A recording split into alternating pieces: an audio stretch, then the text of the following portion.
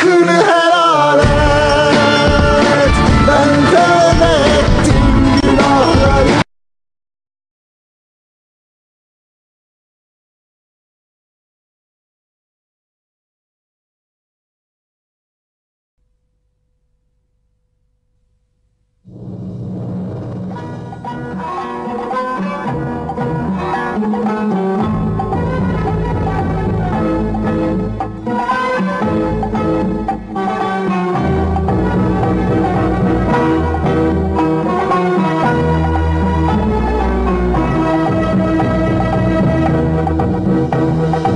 يا أرضنا كانت لنا تلك البيوت والسنا،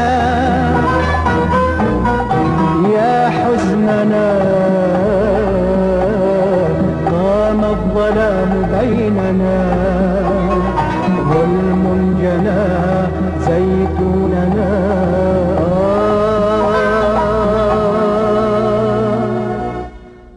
سرق المنى سرق المنى يا أرضنا،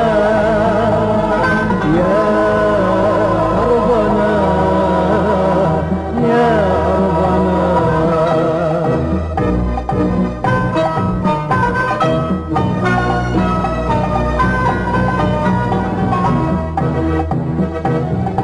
يا قدسنا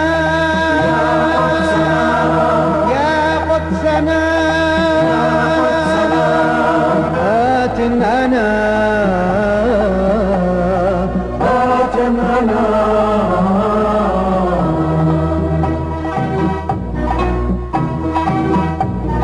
آت أنا كي يفرش القلب الحزين بالهنا.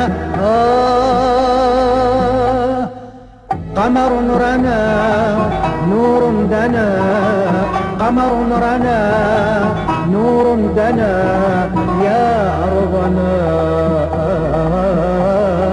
يا أرضنا، يا أرضنا يا أمنا، نفديك كل الأعين. يا قدسنا آتمنا، يا ربنا يا ربنا يا ربنا يا ربنا، بارك لنا أحجارنا واضرم عليهم نارنا. يا ربنا يا ربنا.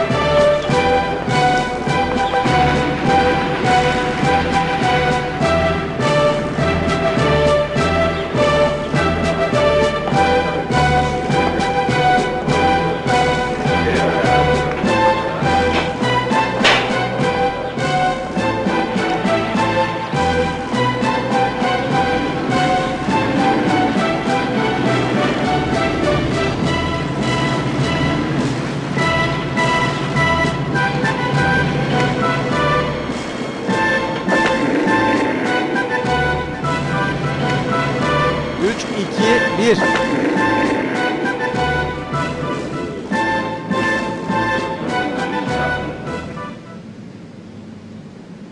Sayın seyirciler, şu anda İsrail Tıp Merkezi konferans salonunun önünden sizlere sesleniyorum.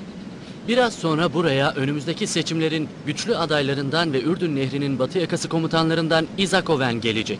Kendisi burada İsrail'deki tıbbi gelişmeler hakkında çok önemli bir konuşma yapacak. Tıbbi gelişmeler konusunda önemli bilgiler vereceğini tahmin ediyoruz. İlgiyle izleyeceksiniz. Son yıllarda İsrail'de tıbbi gelişmeler çok önemli aşamalar kaydetti. Bizi izlediğiniz için teşekkür ederiz.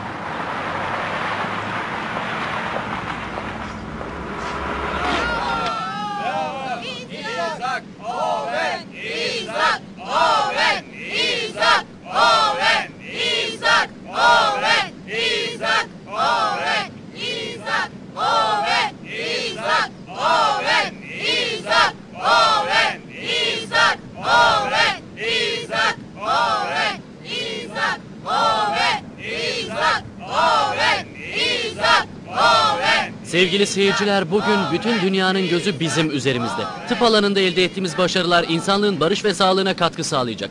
Hiç kuşkusuz bu da bizim dünyadaki saygınlığımızı arttıracaktır. Dostlarım, inanıyoruz ki Nil'den Fırat'a kadar olan geniş ve verimli topraklar bize aittir. Bu geniş ve zengin topraklarda büyük petrol yatakları, kara altın vardır. Bu petrol ele geçirirsek, çocuklarımızın geleceğini garanti altına aldığımız gibi onların bu topraklardaki hakimiyetini de sağlamlaştırmış oluyoruz. Özellikle günümüzdeki teknolojik ve ilmi gelişmeler, uzmanlaşma ve organ nakli alanında sağlayacağımız başarılarla istediğimiz hedeflere ulaşabiliriz. Bugün İsrail tıp alanında yaptığı çalışmalarla gündemdeki yerini almaktadır. Size söylediğim gibi tıp alanında atmış olduğumuz adımların sonuçlarında İsrail sosyal refah ve sosyal barış gibi konularda hak ettiği yere gelmiştir. Ben burada açıkça söylemek isterim ki uzun yıllar yaptığımız araştırmalar ve bu alana yaptığımız geniş maddi yatırımlarla dünya genelinde verdiğimiz seçkin hizmetlerle oldukça seçkin uzmanlar ve tecrübeli elemanlarımızla biz İsrailliler dünya sağlığında önemli başarılar elde etmişizdir. Bizim uzmanlarımız bedenin bütün organlarının değişiminde çok büyük başarılar elde etti. Ve elde ettiğimiz bu başarıları inançlarımız çerçevesinde tüm dünyaya aktaracağız. Bizim yeni projelerimizle elde edeceğimiz başarılardan dolayı siyah ve beyaz, sarı veya kızıl derili hiçbir insan rahatsızlık duymayacaktır. Biz Allah'ın bizi seçkin kavim kılması nedeniyle dünyanın neresinde olursak olalım, ihtiyaç duyduğumuz her şeyi dünyadaki diğer insanlardan alabiliriz. Tıp alanında elde ettiğimiz organ nakli ve bedeni yenileme başarısı tüm dünya insanlarına hediyemiz olacak.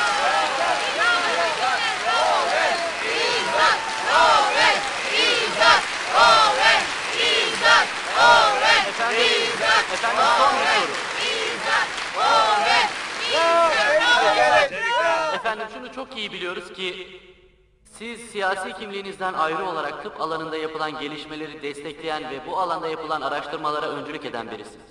Acaba önümüzdeki seçimlerde başarılı olursanız neler yapacaksınız? Lütfen bu konuda bizlere biraz bilgi verir misiniz efendim? Bu sorunun yeri burası değil. Seçimle ilgili daha sonra geniş açıklamalar elbette yapılacak. Bizim için şu anda önemli olan şey dünyadaki hastaların kurtulmasıdır. Biz şu anda dünya genelinde zarar görmüş olan bütün çocukları düşünüyoruz.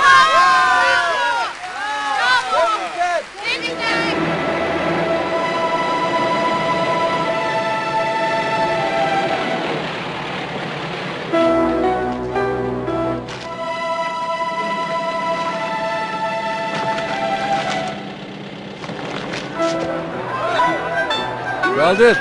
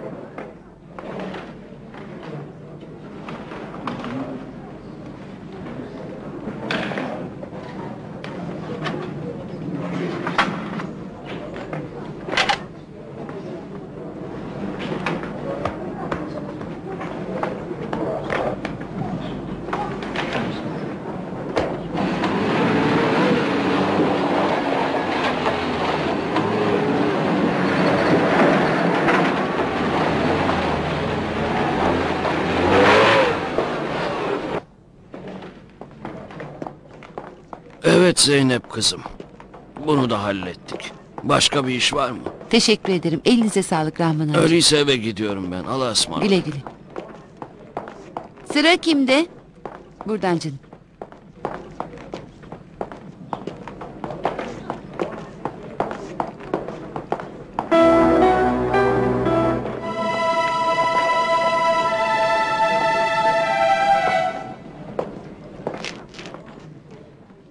Ama biz bu konuda bir şey duymadık. Ama bu genel bir proje ve bütün kamp ve yerleşim birimlerinde aynı zamanda uygulanmaya geçildi. Biz burada sizin bahsettiğiniz gibi hiçbir vakaya rastlamadık. Biz tedavi amacıyla gelmedik. Kontrol ve olası bir vakanın tespiti amacıyla geldik. Daha çok küçük yaşlardayken görülen bir Çok hastalık. tuhaf. Bu virüs öyle tehlikeli bir virüs ki hastayı kör ettiği gibi diğer insanlara da bulaşır. Niçin bekliyorsunuz? Ne yapmamı istiyorsunuz? Benimle gelin, size yolda söyleyeyim.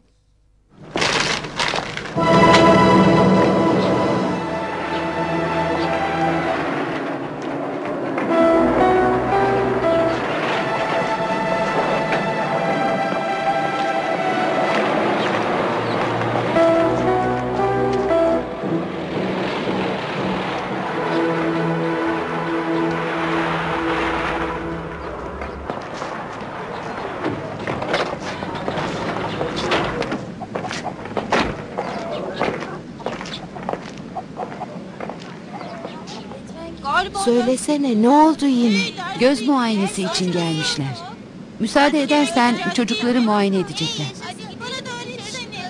Sessiz olun çocuklar, sessiz olun lütfen.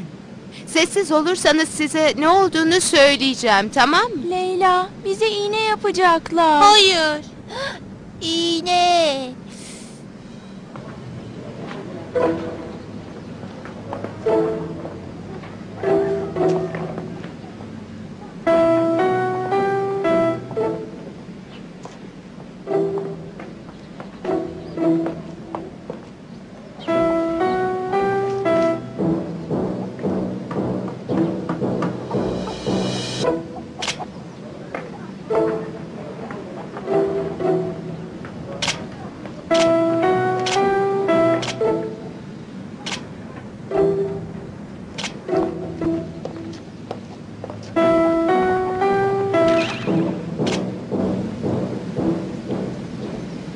Bu ne biçim bir proje?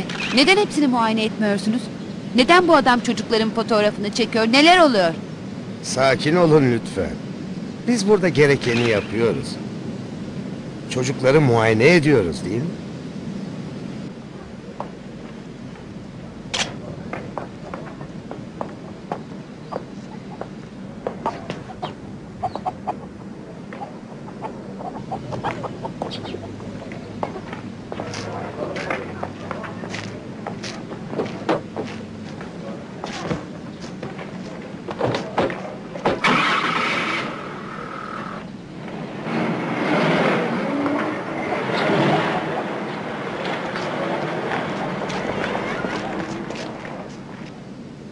Evet çocuklar. Efendim öğretmenim. Tamam çocuklar. Bugünlük bu kadar yeter. Evlerinize gidebilirsiniz. Ama unutmayın, yarın tam zamanında geleceksiniz, tamam mı? Hadi şimdi gidin bakalım. Hadi güle güle. Tamam hadi. Tamam hadi gidelim. Çabuk ol hadi. Çabuk ol. Ne duruyorsun? Biliyor musun, bazen mesleğimden nefret ediyorum. Doğrusu burada çalışmak için uygun bir ortam yok. Ama şu da bir gerçek ki sen boşuna hemşire olmadın, öyle değil mi? Ha? Sana ne demeli? Sen sadece bir öğretmen misin? Sadece biz değil, herkes bizim gibi. Kadın veya erkek fark etmiyor. Biz asker olarak dünyaya geldik ve bir hedefimiz, bir mücadelemiz var. Bunun için varız. Gerektiğinde bir kadın öğretmen, yeri geldiğinde de bir mücahit olabiliriz. Sonunda bu halkın bir gün mücadeleden vazgeçeceğinden korkuyorum. Ne diyorsun Zeynep, ne diyorsun? Çocuklarımızın bakışlarında, gözlerinde ve gönüllerinde Filistin var oldukça bizler de varız. Nefes alsak da almasak da bizler varız ve yaşıyoruz.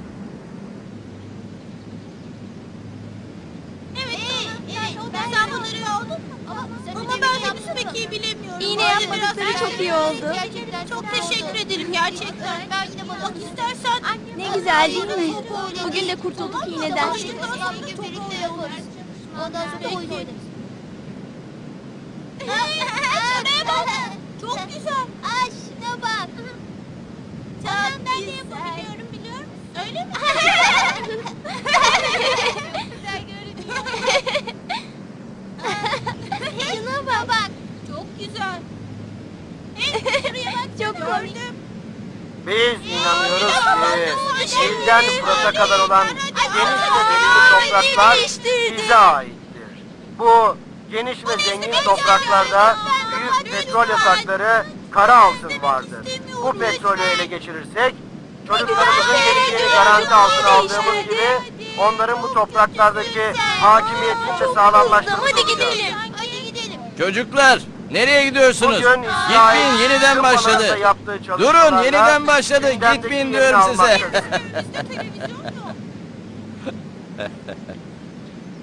Size söylediğim gibi tıp alanında atmış olduğumuz adımların sonuçlarında İsrail sosyal refah ve sosyal barış gibi konularda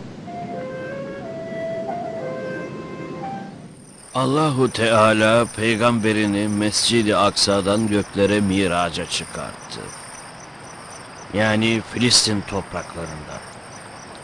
Peygamber gitti, göğün birinci katını gezdi. Sonra ikinci katına çıktı. Orayı da gezdi. Sonra göğün üçüncü katına gitti. Orada ayın 14'ü gibi bir adama rastladı. Cebrail ona dedi ki, ey peygamber, bu senin kardeşin Yusuf aleyhisselamdır. Yusuf, melekler ve peygamber hepsi birbiriyle selamlaştı. Peygamberi tebrik ettiler, sonra peygamber yoluna devam etti. Göğün diğer katlarını da gördü. Orada Musa'yı gördü, İsa'yı gördü, sonra gitti. Göğün 7. katına ulaştıktan sonra Cebrail, ey peygamber, ben bundan sonra gidemem, gidecek olursam kanatlarım yanar dedi. Dede ne oldu? Bir şey yok kızım, bir şey yok. Hemşire hanım çabuk olun çabuk. Yusuf ne oldu? Eşim Rahman amca eşim. Eşim doğum yapacak. Ben de hemşire hanımı almaya Merhaba gitmiştim. Abdurrahman amca. Merhaba Zeynep. Kampın tek hemşiresi olmak kolay değil ama sevabı da o kadar fazla. Merhaba Zehra. Bu saatte niye ayaktasın? Hala yatmadın mı? Şimdi yatar.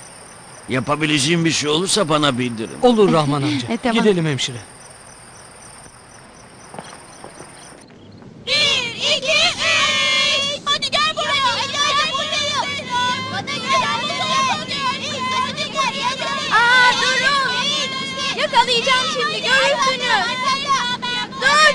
Hey dur kaçma. Aa tamam. Tamam dur. Yakalayacağım. Yakalıyordum. Aa yakaladım seni. Zehra. Erkek oldu. Erkek. Allah bana bir erkek çocuk verdi. Yusuf hayırlı olsun. Teşekkür ederim. Adını ne koyacaksın? İsmail. Onun adı İsmail. Aa bu çok güzel İsmail. İsmail koyacak. Çok güzel.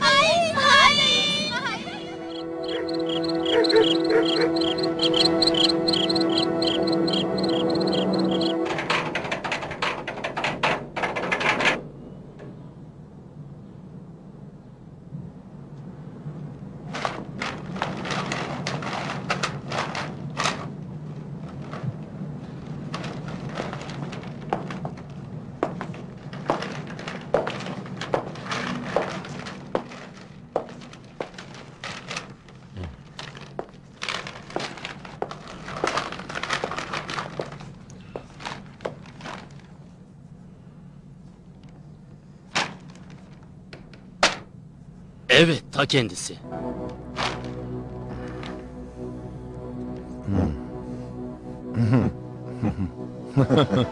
Evet o. Doktor.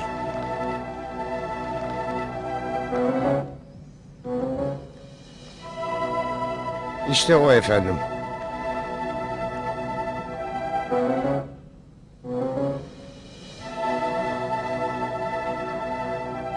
Kim bu?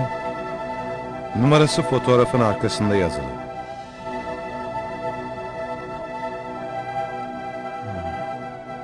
Hmm. 72. 72 numara. Özellikleri bilgisayarda kayıtlı. 72 numara.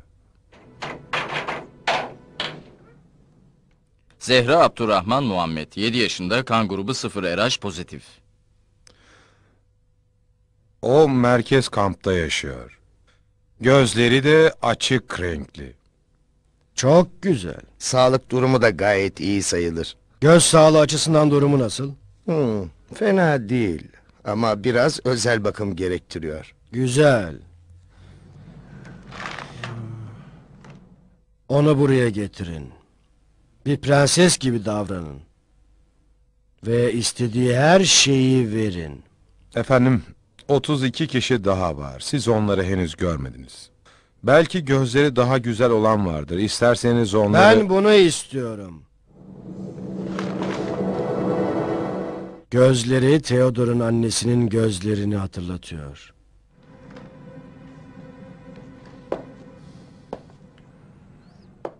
Bu göz naklinin yapılmasını istiyorum.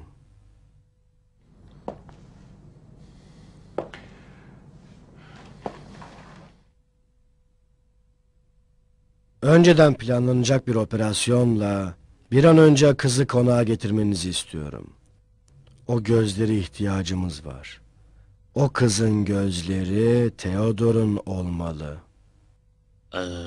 Ama efendim, eğer kamp halkı, annesi veya babası karşı çıkarsa o zaman ne yapacağız?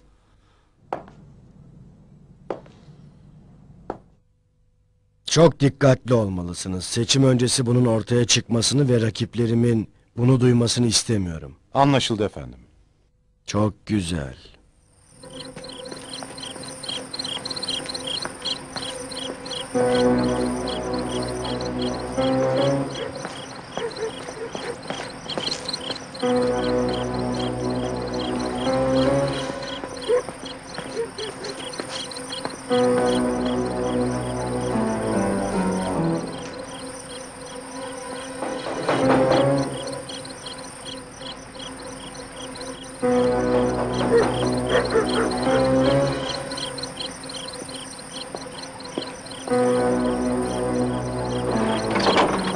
Merhaba.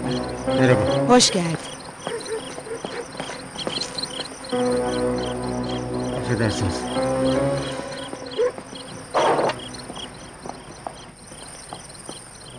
Çok geç kaldın.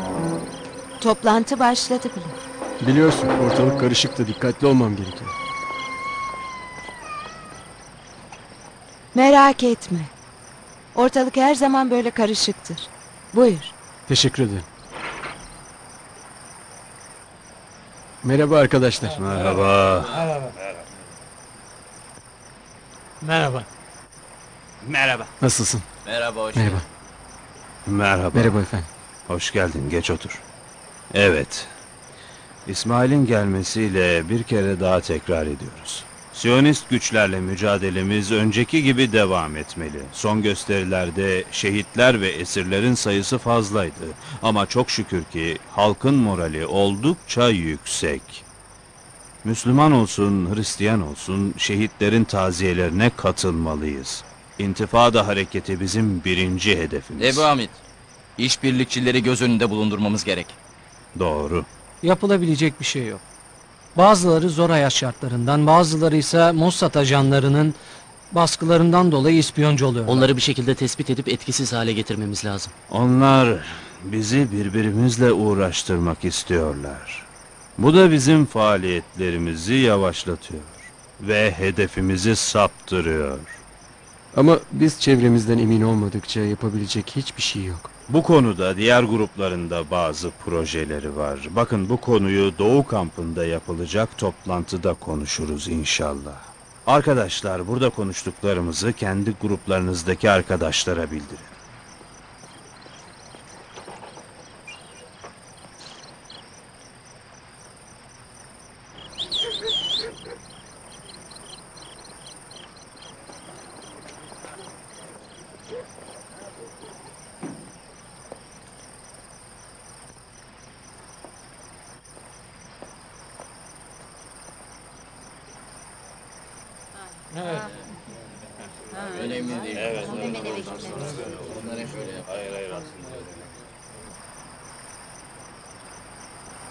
Evet İsmail, diğer kamplardan ne haber? Gittiğim kamplardan yeni bir haber yok maalesef. Herkesin durumu içler acısı. Doğru. Aslında bazıları da etrafında olup bitenlere karşı duyarsız bir şekilde hayatlarını sürdürüyorlar. Sanki sonlarının ne olacağı onları pek ilgilendirmiyor. Sadece ekmek kavgasındalar, hepsi o. Tarafsız duruyorlar. Ve bence onlar herkesten daha tehlikeli.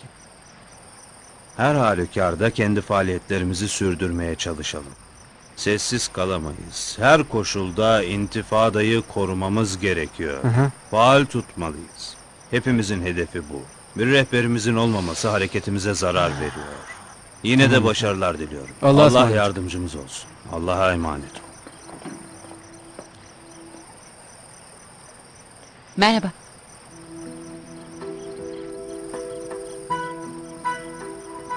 Merhaba.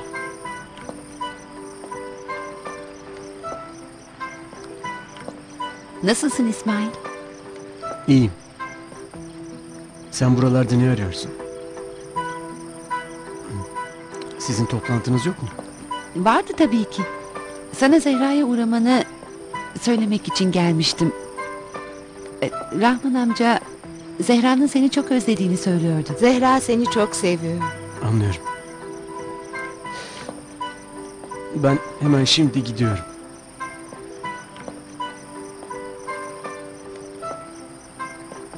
İsmail, dışarıdakiler sabaha kadar seni beklemek zorunda değiller değil mi? Allah'a emanet ol.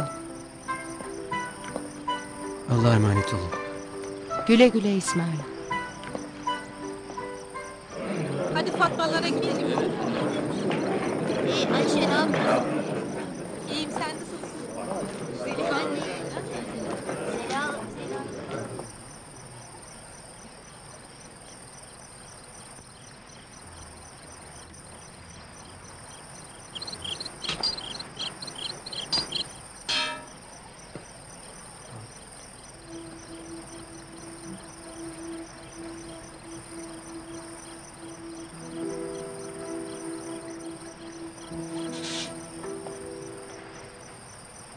Merhaba. İsmail!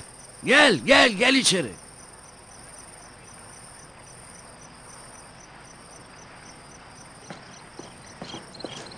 İsmail! Merhaba Rahman dede. Ah İsmail!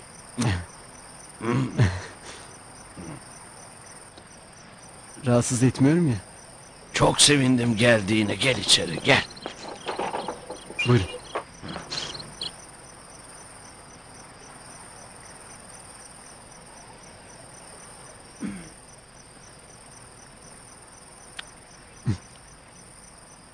Daha yeni uyudu. Durumu nasıl? İyi ama seni çok özledi. Sen nasılsın İsmail? İyiyim. Durumlar nasıl? Durumlar ancak Siyonistler buradan gidince düzelir. Gönderdiğim paralar için teşekkür ederim oğlum. Rica ederim Rahman dede. Ben yanınızda olup size hizmet edemediğim için çok mahcubum. Neden mahcup oluyorsun? Sen Allah rızası için ülkene hizmet ediyorsun. Kendi vatanına hizmet ediyorsun. Bundan daha değerli, daha kutsal bir şey İsmail olamaz. abi. Merhaba canım. Merhaba. Nasılsın bakalım? İyiyim, teşekkür ederim abi. Sen her geldiğinde ben yatmış oluyorum. Gerçi bugün senin geleceğini biri bana söylemişti. Ha, kim söyledi? Kim olacak? Hemşire teyze. Abimin Zehra nişanlısı kızım Zeynep müsaade teyze. et de İsmail abin konuşsun biraz. İsmail. İsmail. Ne oluyor İsmail?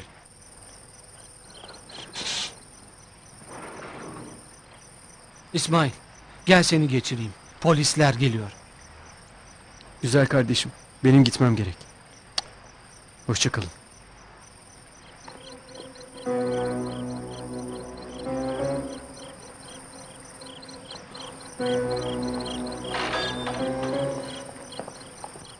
Ne oldu? Ortalık karıştı İsmail. Sanırım biri ihbar etmiş olacak. Gidelim. Hoşça kalın.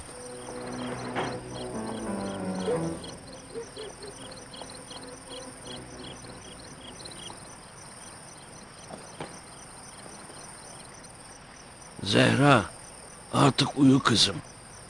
Hadi uyu artık. Uykum gelmiyor.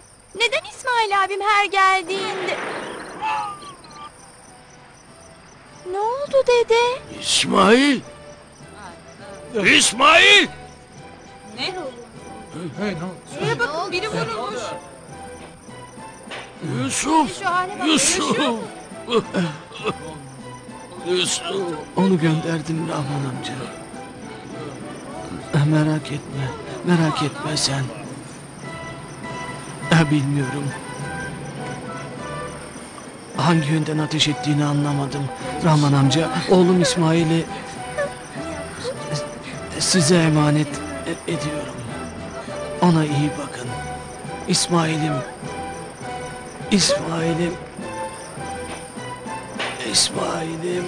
Eşheden. Yusuf! Yusuf! Yusuf! Allah'ım! Allah'ım!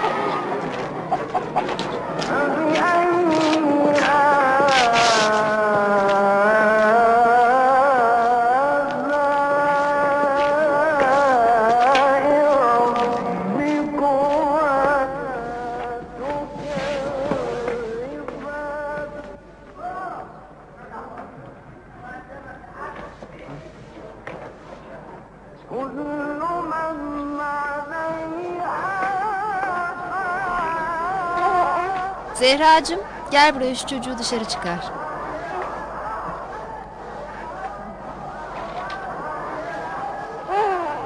İlgilen biraz ama dikkat et, olur mu? Tamam, ilgilenirim.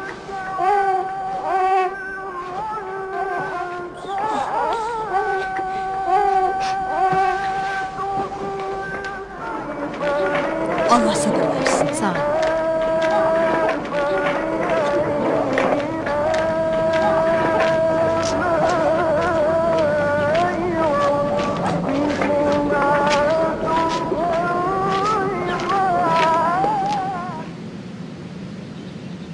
Oo, nasılsın bakalım? Çocuğa İyiyim, çok dikkat et, iyiyim. tamam. Hadi bakalım, dikkat et.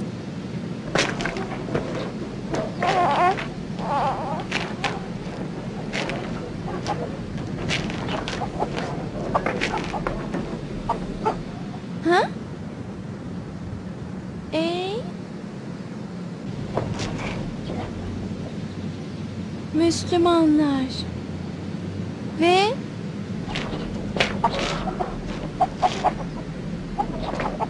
ey Arap milleti, siz bizim kalbimizdesiniz.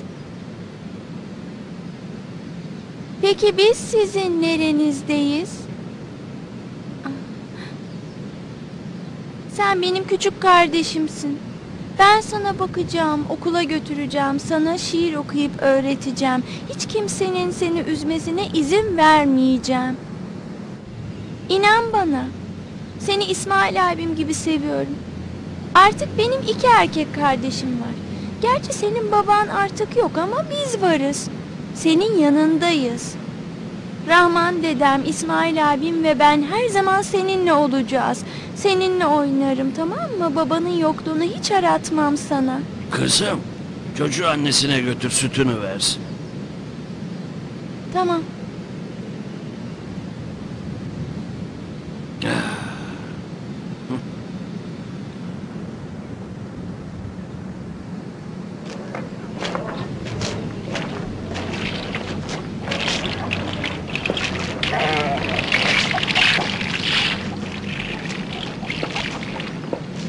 Merhaba Ümmü Seleme. Çiçeklerin nasıl? Çiçeklerim fena değil Abdurrahman amca.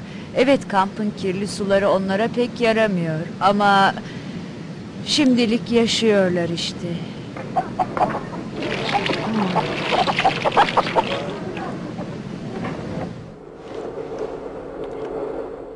Elde etmiş olduğunuz ayrıntılı bilgiden ve işinizi bu kadar hızlı sonuçlandırdığınızdan dolayı sizi tebrik ediyorum. Ama önemli bir konuya bir kez daha temas etmek istiyorum.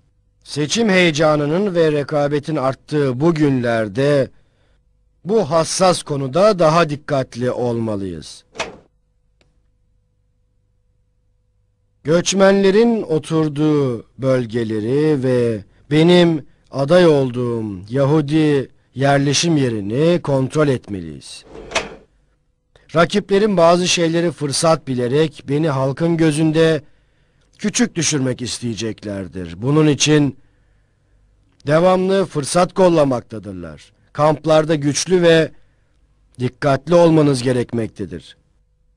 Bunun için gerekirse sindirme harekatı ve baskı kullanın. Muhalifler nerede olurlarsa olsunlar, ister Hristiyan, ister Yahudi veya Müslüman, mutlaka susturulmalıdırlar. Düşmanlarımız bu hassas dönemi fırsat bilerek bizi engellemeye çalışacaklardır.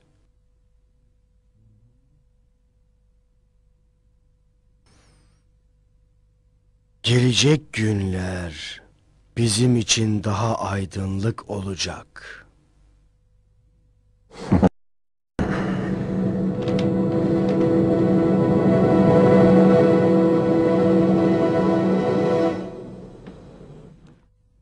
İzninizle efendim. Konu oldukça hassas. Verilen emirlerin dışına çıkmayın. Başka bir emriniz var mı efendim? Havaalanına gitmek için hazırlanın. Emredersiniz. Durum çok ciddi. Anlıyorum efendim. Ne oldu? Efendim her şey hazır. 1 saate kadar uçak havaalanında olur. Yarın için gerekli her şey koordine edildi ve emirleriniz yerine getiriliyor. Siz Theodor'u karşılamak için havaalanına gidin. Baş üstüne.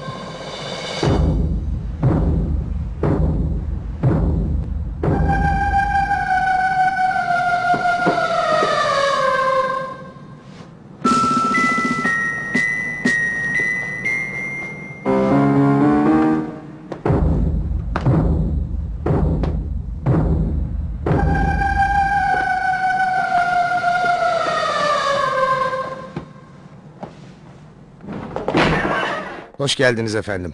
Başkanı ameliyat odasına götürdüler.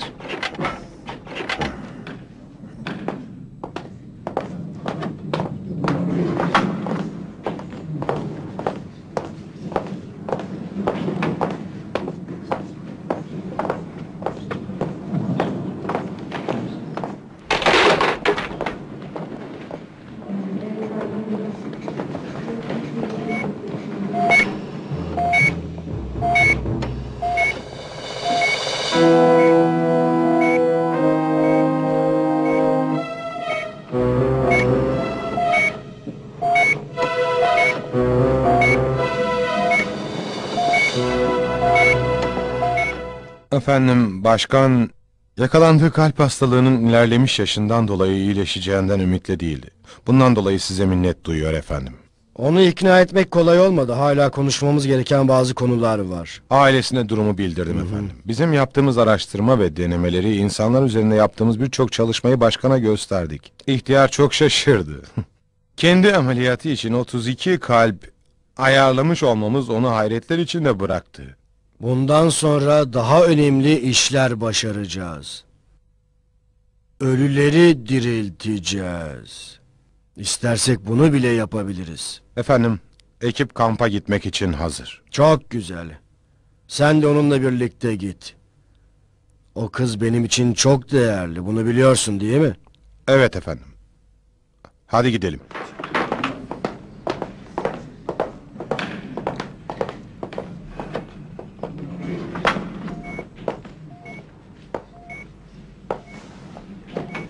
Evet çocuklar, sınav kağıtlarınızı okudum. Çok güzeldi. Hepinize aferin. Şimdi 1. ve 2. sınıfların resim dersinden sınavları var, öyle değil mi? Şimdi siz bahçeye çıkın. Yavaş yavaş. 3. ve 4. sınıflar matematikten sınav olacak. Sizler de çıkabilirsiniz. Gürültü yapmayın. Neden? Dikkat et. Hadi yürüyün. Yakup hadi gel. Sessiz olun. Biraz hadi ders bitti. Hadi. Çabuk ol. 5. sınıflar, sizler de imla defterlerinizi çıkarın bakalım. İnşallah sorular vardır. Hazır mısınız? Evet. Öyleyse yazın. Mübarek Ramazan ayı, mübarek, önüne bak ve yaz. Müslümanlar tarafından mübarek Ramazan ayının son cuması Kudüs günü olarak ilan edildi. Mübarek Ramazan ayının son cuma günü. Yazdınız mı çocuklar? Evet. Kudüs günü İslam'ın günüdür.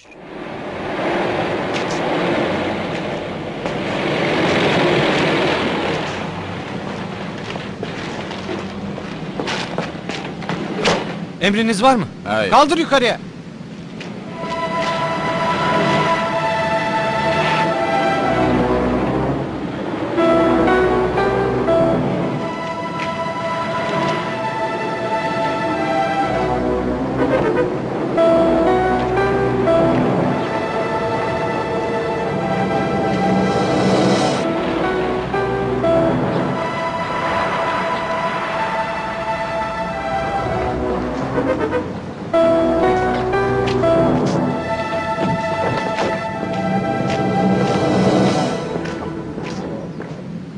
Hemşire hanım, bizimle gelir misiniz? Önemli bir konuyu görüşmeliyiz. Mümkünse burada anlatabilir misiniz?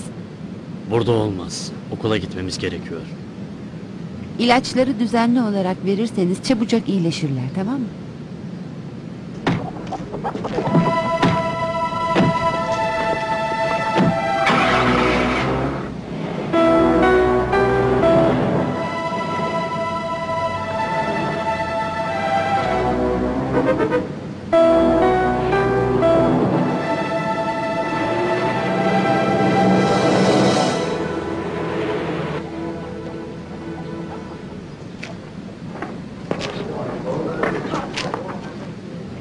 Hüseyin. Ah.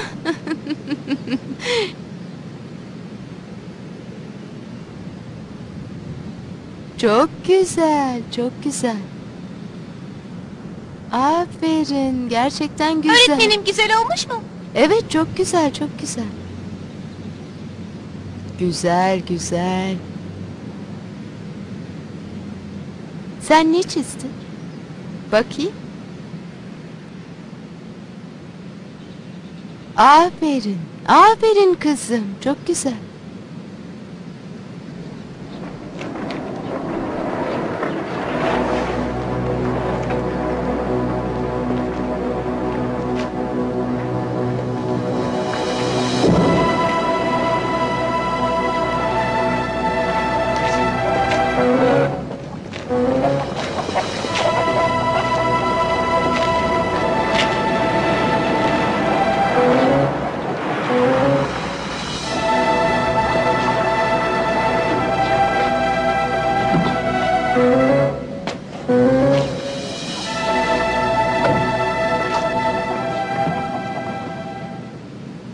Nasıl olur da bize haber vermezler? Aslında ilk önce bize haber vermeleri gerekiyordu. Bu sorumluluk bize verildi. Ama hanımefendi, biz ne sorumluyuz. sorumluluğu? Ne zamandan beri bizi düşünür oldunuz ki? Ne zamandan beri bize acımaya başladınız? Hemen peşin hüküm vermeyin. Biz sizin dostlarınızız. Yine ne oldu? Bilmiyorum. Ebu Hamid'le İsmail'e durumu bildirsek diyorum. Durumu kadar ciddi mi gerçekten? Şimdi haber gönderirim. Hemşire hanım, bu genel tarama Birleşmiş Milletler tarafından yapılıyor. Bunlar da Birleşmiş Milletler görevlileri. Size daha önce raporları da göstermiştik, endişe etmeyin. Eğer bu hastalığın önüne geçmezsek kamptaki bütün çocuklara bulaşabilir. Bu yüzden bu arkadaşlar konu üzerinde ısrarla ve titizlikle duruyorlar. Ama biz çocuklarda hiçbir vakaya rastlayamadık. Bakın, bu hastalık ilk başlarda kendini belli etmiyor ve şüphelendiğimiz birkaç çocuğu alıp götüreceğiz. Daha kapsamlı muayene edeceğiz. Nereye, ne zamana kadar? Tam donanımlı bir hastaneye. Bu konu o kadar önemli ki ülkenin önde gelen şahsiyetlerinden biri de bizzat bu konuyla özel ilgileniyor. Endişelenmeye gerek yok. Bakın hemşire hanım, bu konu çok ciddi bir konu. Bunun ciddiyetini bilen ülke yöneticilerinden biri olan bu şahıs da konuyu özellikle takip ediyor, bunu bilin. Bize yardımcı olursanız çok iyi olur. Çok ciddi bir konu olduğu için titizlikle takip ediliyor.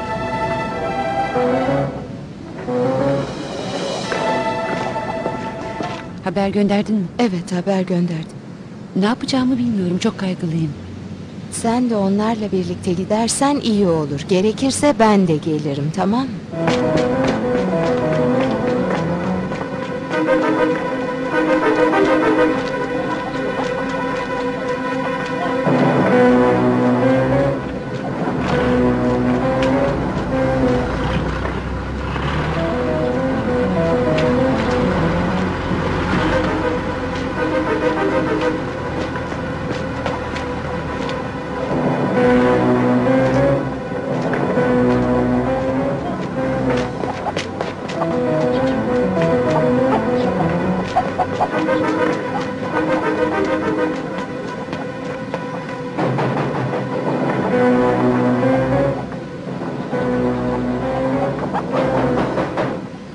Ebu Hamid! Ebu Hamid!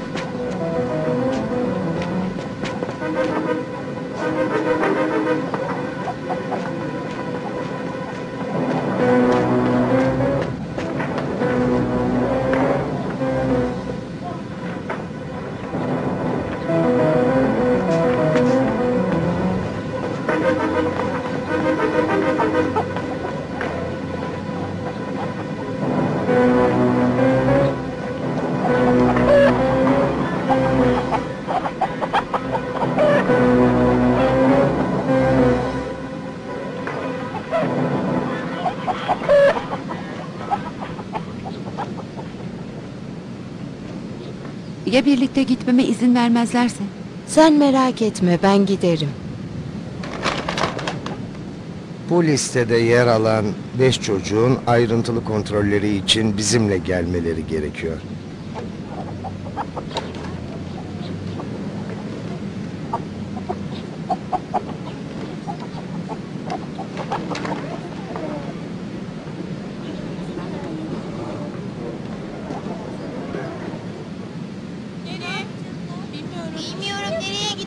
Çocuklar, beni dinleyin.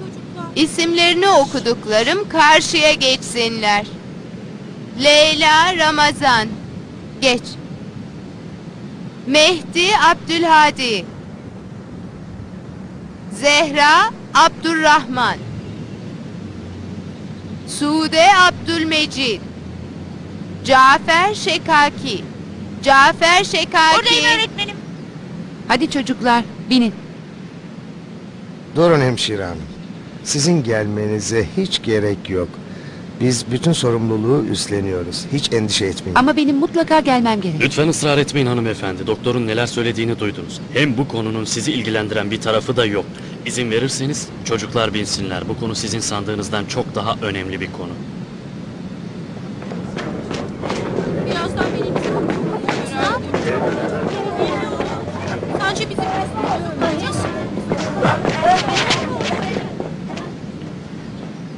Çocuklarla gitmeme izin vermiyorlar. Olmaz öyle şey, mümkün değil. Hemşire hanımın çocuklarla gitmesi gerek. Zehra! Dede! Nereye gidiyorsun be çocuk? Nereye gidiyorsun Zehra? Nereye gidiyorsun? Bu kadar yeter, gitmemiz gerekiyor. Kızı bırak da ambulansa binsin. Ben burada neler olduğunu anlamadan torunumun gitmesine izin vermem. Anlamıyorum, biz burada kime hesap vereceğiz? Bize, hepimize. Çocuğun hasta olduğunu bilmiyor musun? Hasta sensin be. Defol buradan. Bırak beni. Çocuğa elini sürersen öldürürüm. Niye seni. laf anlamıyorsun Defol ihtiyar, buradan. bırak. Defol. Bıraksana. Defol. Kenara Defol. çekil. Geri çekil. Sakin ol baba. Endişelenecek bir şey yok. Biz sizin çocuklarınızın sağlığı için buraya geldik. Çocuklarda bir göz hastalığından şüpheleniyoruz. Eğer zamanında hastaneye götürmez ve kontrol altına almazsak hem kendileri hem de çevresindekiler için tehlikeli bir durum alır. Durumun ne kadar ciddi olduğunu anladınız mı? Biz de onları sizin kadar seviyoruz. Yani benim torunum hasta mı? Emin değiliz. Hastaneye götürüp yeni ve kapsamlı bir tahlil yaptıktan sonra hepimizin gönlü de rahat edecek. Ben de onlarla geleyim öyleyse. Hayır, bu mümkün değil. Biz gezi düzenlemiyoruz ki ihtiyar. Sakin Ben ol. de onlarla gelmeliyim. O bensiz hiçbir yere gitmez. Hiçbir yere gitmez. Ben de çocuklarla birlikte geleceğim. İsterseniz bütün kamp sakinlerine söyleyelim, onlar da gelsinler. Çocuklarımızı size emanet edemeyiz, kusura bakmayın.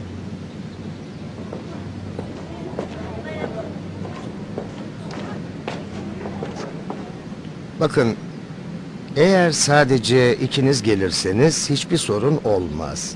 Diğer çocukların ailelerinin gelmemesi şartıyla. Merak etmeyin beyefendi. Ben onların aileleriyle konuşurum. Hı?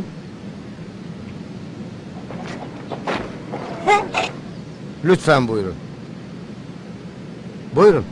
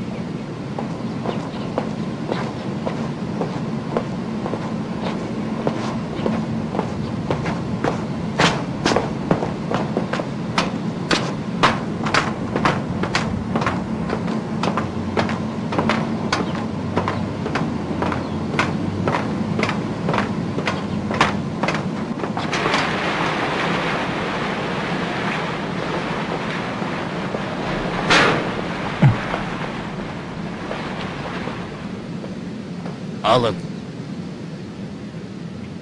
Fazla uzun sürmeyeceğini size söylemiştim değil mi? Sizi şikayet edeceğim. Neden? Bizim elbiselerimizi ve kimliğimizi haksız yere kullandınız siz.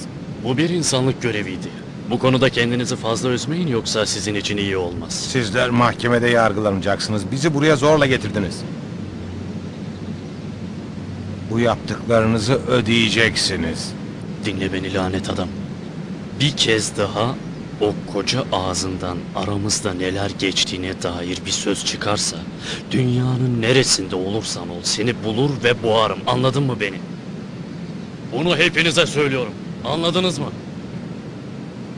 Bir kez daha ağzınızı açmanız yeterli.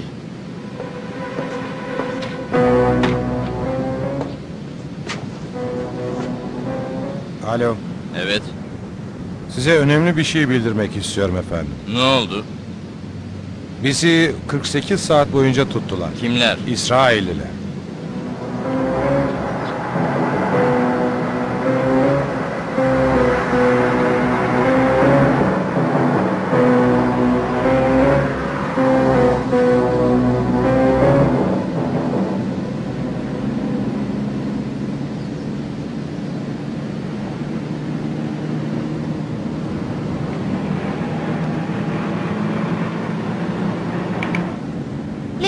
Leyla, şuraya bak ne kadar güzel değil mi? Hemşire teyze ne kadar güzel ve yeşil bir yer burası. Şuraya bakın çocuklar, tıpkı masallardaki gibi. Her yer çok güzel. Siz de görüyor musunuz? Evet. Dede, şimdiye kadar ben her yerin bizim kampımız gibi olduğunu sanıyordum.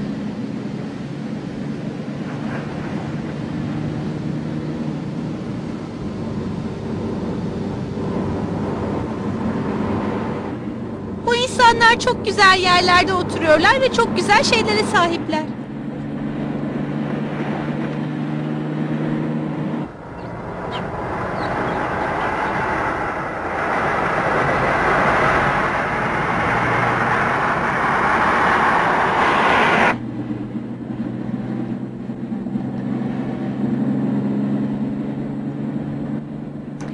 Abdurrahman dede, neden bizim de buralar gibi buğday ekebileceğimiz ve güzel evler yapabileceğimiz topraklarımız yok? Neden dede?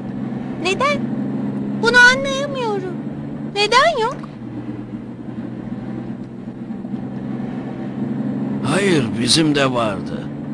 Bakın bu gördüğünüz her şey, su, hava, kanaryalar. Bunların hepsi bizimdi. Peki şimdi neden yok? Var. Nerede peki? Kalbimizde. Bunların hepsi Filistin çocukları. Bizim ülkemiz. Babalarımızın ülkesi. Okulda söylediğimiz marşta ne diyorduk? Filistin ve Kudüs hakkında neler söylüyorduk? Burası bizim ülkemiz. Ama Siyonistler onu bizden çaldı. Biz vatanımızı kurtarmak için mücadele ettik. Ve bundan böyle de mücadele edeceğiz. Daha önce bizim olan bu yerleri ve her şeyi geri almak için mücadele edeceğiz. Bu yolda çok şehit verdik çocuklar. Ülkemizi geri almak zorundayız.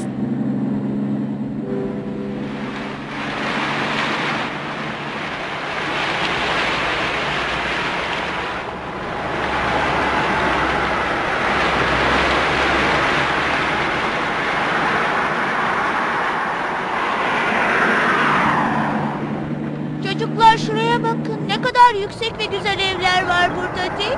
Şu evlere bakın. Ne kadar güzel. Ne kadar güzel. Abdurrahman dede diyor ki bunlar bizimdir. Şunlara bakın. Ne kadar güzeller. Çok güzel. Şu evlere bak ne kadar güzel. Keşke bizim evimiz de böyle olsa. Ne kadar güzeller değil mi? Çok büyük bir şehir burası. Çok güzel. Ay Luna Park'a bakın. Gördünüz mü? Keşke biz de binebilsek. Biz de binelim. Ne güzel olur değil mi? Burası çok güzel. Ay şuraya bakın. Güzel. Ne kadar kalabalık. Burası ne acaba? Oyuncaklara bak. İşte hastaneye geldik. Vay be. Burası nasıl acaba? Bizi nereye getirdiler? Biz niye burada yaşamıyoruz? Şuraya bak. Çok heyecanlı. Yoksa burada mı ineceğiz? Yaşayabiliriz belki de. Galiba burada ineceğiz. Tamam çocuklar, dikkat edin. Evet çocuklar, yavaş yavaş inin. yavaş inin. Evet, dikkat Yavaş edin. inin. Birbirinizden Hadi. ayrılmayın. Hadi. Hadi gel. Çocuklar, birbirinizden ayrılmayın Sen de. dedim. Evet, şuraya geç. Tamam, çekilin, kapıyı kapatacağım. Şuraya baksana. Hemşire teyze, siz buraya daha önce geldiniz mi? Hayır canım, ben de ilk kez Gelin böyle. geliyorum. Hadi bakalım. Çocuklar, Ama burası İsrail hastanesi. Hastanın tedavi hizmetleri bizce evrenseldir. Ne fark eder ki? Sınır tanımaz. Bu taraftan çocuklar. Çok yüksek. Hadi gelin bakalım. Çok güzel. Burada ne yapacağız acaba?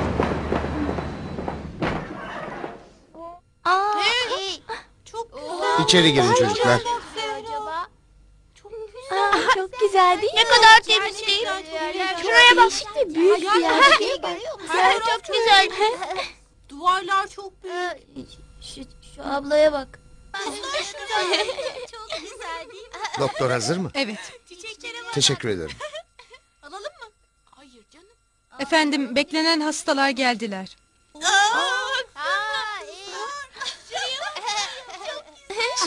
Çocuklar sandalyelere oturun. çocuklar buraya oturun. Kapı var değil mi? Evet. Şuraya bakın. Bak, Siz de buraya oturun. Şimdi çağıracağım. dikkat ettiniz mi? Nerede yaşasın artık? Öyle mi? Bence onların hepsi doktor.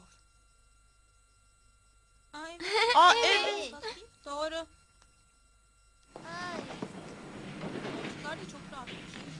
Pencereye gidelim mi? Evet. Pencereye gidiyoruz.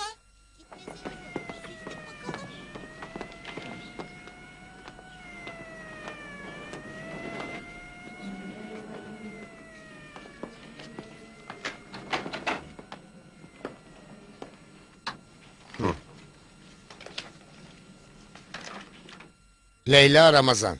Leyla bak seni çağırıyorlar. Leyla, hadi güzelim gel buraya. Hayır hayır siz giremezsiniz. Neden? Ben hemşireyim Endişe ama. etmeyin. Biz buradayız. Lütfen.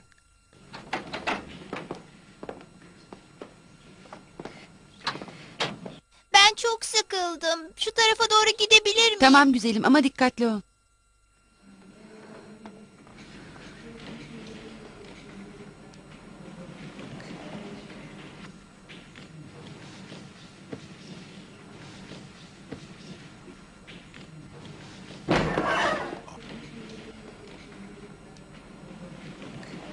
Yavaş, yavaş, çok yavaş.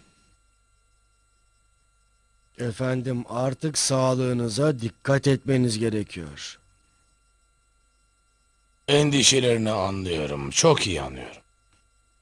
Ve gerçekten benim için çok büyük hizmetler yaptın. Büyük lütuflarda bulundun. Ama niçin olduğunu çok iyi biliyorum. Gerçekten. Efendim bu halde olmanıza rağmen şaka yapmaktan vazgeçmiyorsunuz. Ben sadece talebenin hocasına ya da başkanımıza karşı görevimi yerine getirdim. Hepsi bu. İzak, kelime ve cümlelerle oynamayı bırak artık. Ben daha fazla konuşmayacağım. Seçimler konusunda emin olabilirsin. Endişe etme lütfen. Bunun için de beni hesap edebilirsin. Efendim.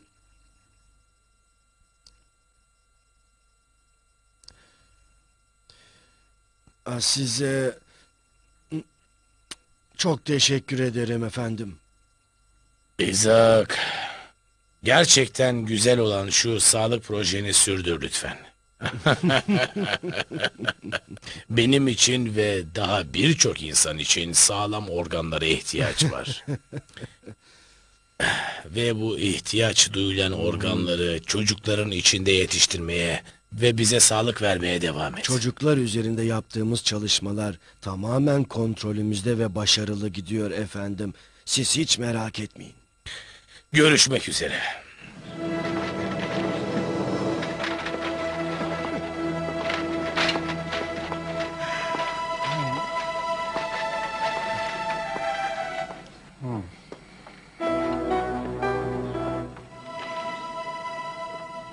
Cafer Şekaki. Galiba beni çağırıyorlar. Bir bakayım.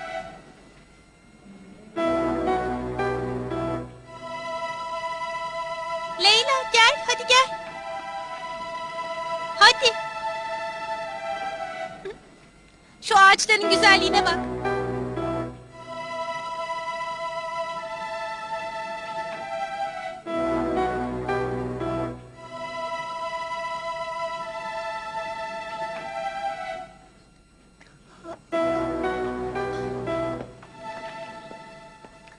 Rahman dede. Canım, Ben de arkadaşlarımın yanına gidebilir miyim acaba? tabii gidebilirsin, hadi. Abdurrahman amca, Zehra konusunda sakın endişelenme, tamam mı? O diğer çocuklardan daha sağlıklı. Zeynep kızım, Zehra ve İsmail benim kalan tek yadigarlarım. Oğlum ve gelinimin şehadetlerinden sonra sadece onlar kaldı geriye. Sadece birkaç çocuk kaldı amca. Onların işi bitsin, hemen buradan gideriz.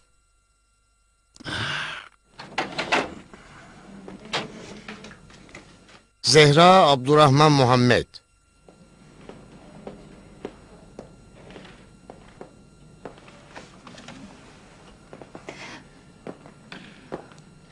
Hayır, siz giremezsiniz. Daha önce söylemiştik. Neden? Burası muayene odası ve hastalardan başkası içeri giremez. Benim de yanında olmam gerekiyor. Hayır. Yerine otur ihtiyar. İzin verin ben de yanında olayım. Söz veriyorum bir köşede bekleyip işinize engel olmayacağım. Sana anlatamıyorum galiba. Burası muayene odası. Gel bakalım.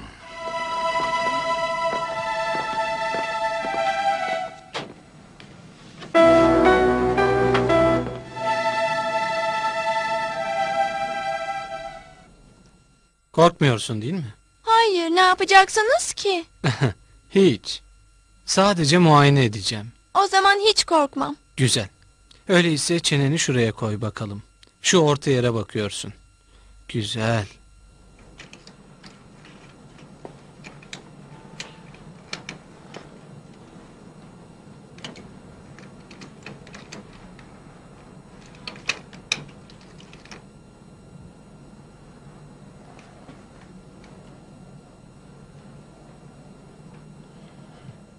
Söyleyin.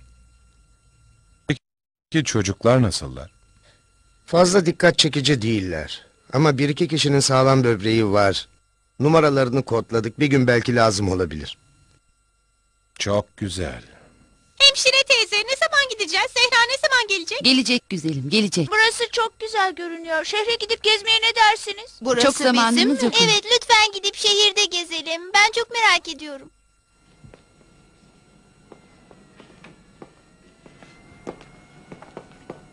Torunum bir saatten fazla içeride.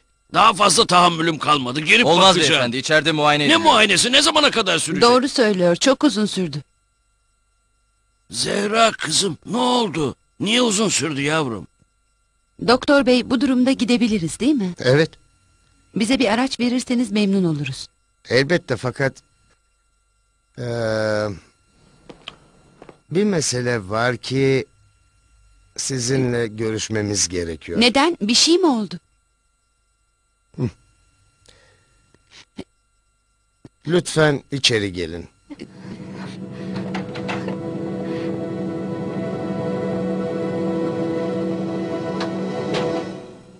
Çocuklar, bakın şekerli çikolata. Bana da versene. Abdurrahman dede, ne zaman gideceğiz? Çok güzel. Sessiz olun çocuklar. Hadi Abdurrahman Burada dede. bekleyin, gideceğiz. Sakin olun. Sessiz olun, gideceğiz, tamam. Abdurrahman dede. Abdurrahman dede.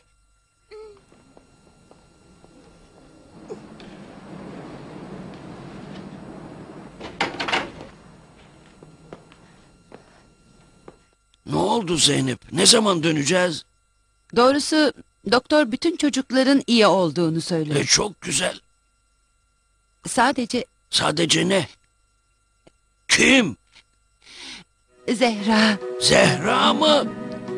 Benim Zehra'm mı? bu doğru değil. Yemin ederim bu doğru olamaz. Hayır. Bir şey yok, sakin ol. Zehra'nın burada hastanede kalması gerekiyor. Hayır ben buna müsaade etmem. Zehra burada yalnız kalamaz. İzin veremem. Vallahi onun Eğer bir şeyi yok. torununu seviyorsan onun sağlığını da düşünmen gerekiyor. Eminim ki onun gelecekte kör olmasını istemezsin. Kabul edin ki bu onun yararına olacak. Biz ona ve onun yanındakilere yardım etmek istiyoruz. Zeynep, gel bir dakika.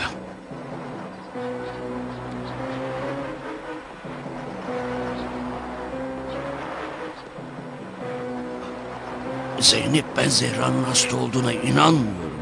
Sen ne diyorsun, hasta mı? Ben de şaşırdım. Doktorların dediğine bakılırsa ameliyat edilmesi halinde gözlerinin kör olması önlenecek. Kör olması mı? Benim Zehra'm mı? Şu anki haliyle ameliyat olması mümkün değil. Birkaç gün hastanede kontrol altında tutulup ameliyata hazır hale getirilecek. Bu nasıl ameliyat? Yalnız mı? Olmaz. Benim de yanında olmam gerekir. Olabilir. Yanında kalabilirsiniz. Tamam, artık gitmek için hazırlansanız iyi olur. Abdurrahman amca, ben çocukların yanına gidiyorum.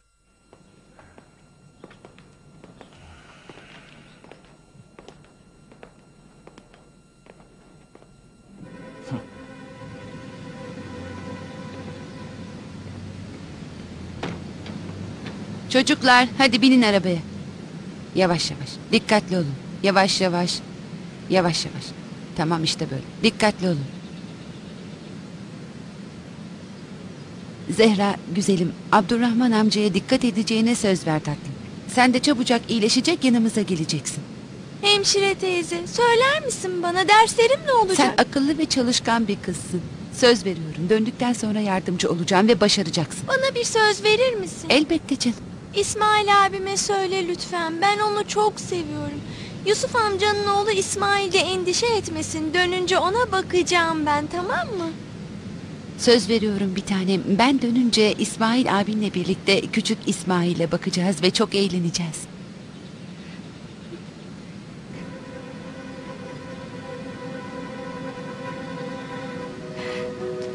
Zeynep, kızım, sen daha iyi biliyorsun ne yapacağını. Eğer biz... Abdurrahman amca, böyle şeyler düşünme lütfen. Birbirimizi tekrar göreceğiz. Allah'a ısmarladık.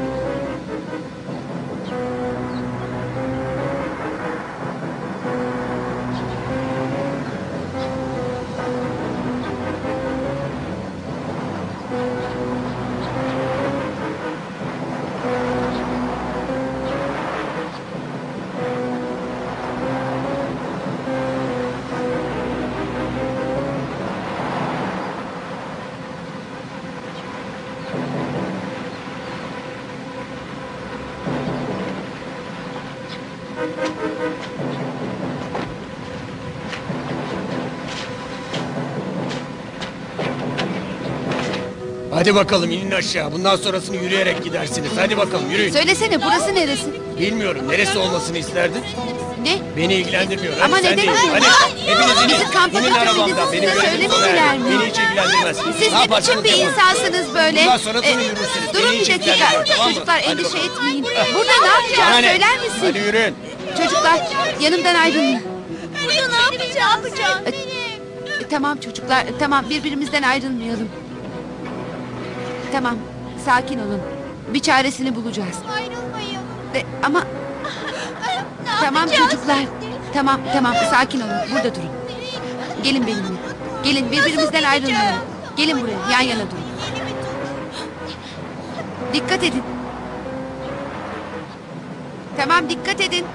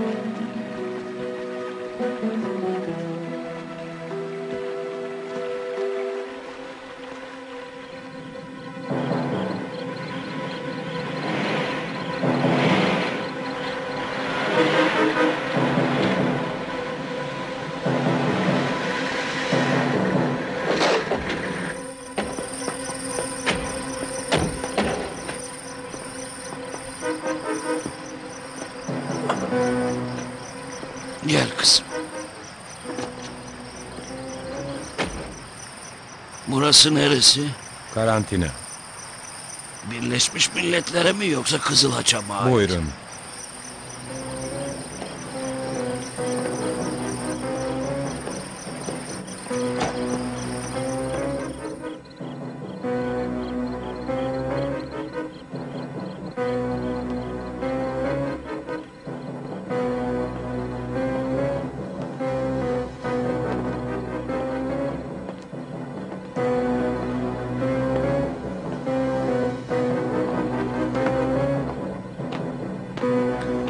Beni takip edin.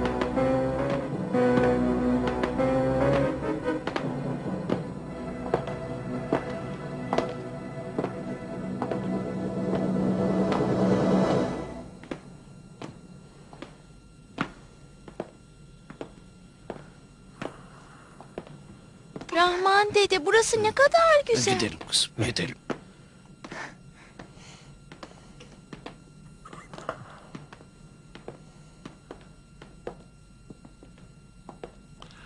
Siz gidebilirsiniz.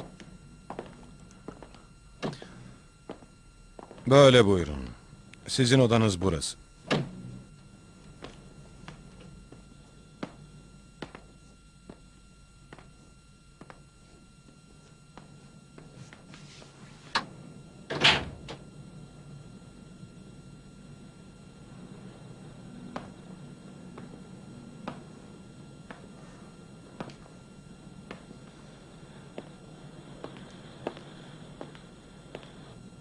Bir gün seni göreceğim Mescid-i Aksa. Bir gün seni göreceğim. Bir gün seni göreceğim Mescid-i Aksa. Bir gün seni göreceğim.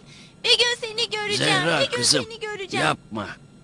Biraz yavaş ol, dinlenmelisin. Dede, sana bir şey söylersem bana kızmazsın, öyle değil mi? Hayır, ne istiyorsan söyleyebilirsin. Şimdi ben eğer uyursam ve sonra da uyanırsam bunları bir daha göremez miyim dede?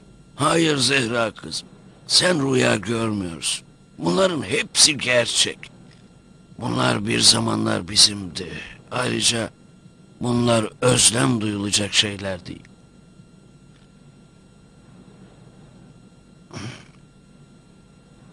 Zehra kızım, gel bakalım. Ah benim güzel kızım. Evet, şunu da takalım. Söyle bana Zehra. Gözlerinde ağrı var mı kızım? Hayır. İyi görüyor musun? Daha önce bana söylemediğin bir şikayetin oldu mu gözlerinde? Ağrı gibi, görmemek gibi. Hayır dede, elbette hayır. Baksana, çok iyi görüyorum ben. Bak, bak, gördün mü?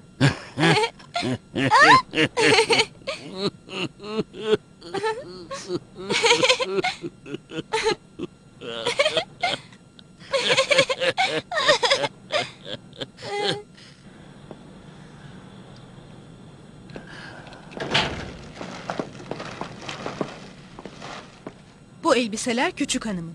Saat 8.30'da akşam yemeği hazır olacak. Küçük hanımın 9'da yatması gerekiyor. Sabah 7.30'da kahvaltı hazır olacak ve saat 9'da doktor genel kontrole gelecek. Eğer bir şey gerekirse şu zile basmanız yeterli olur. Küçük hanım yemeğe gelirken bu elbiseleri giyecek. Affedersiniz hanımefendi, bir sorun vardı. Buyurun, sorabilirsiniz. Acaba bu hastanenin adı ne? Burayı Kızıl Haç mı, İsrailliler mi idare ediyor? Burası hastane değil beyefendi. Hastane değil mi? Ama bizi muayenenin devamı için buraya... Ben daha fazla bir şey bilmiyorum. İzninizle. Çok garip. Burası neresi acaba? Oo, şuna bak dede. Şuna bak, ne güzel bu. Aa, dede çok güzel. Aa, çok güzel ayakkabılar. Acaba benim ayaklarıma olur mu dede?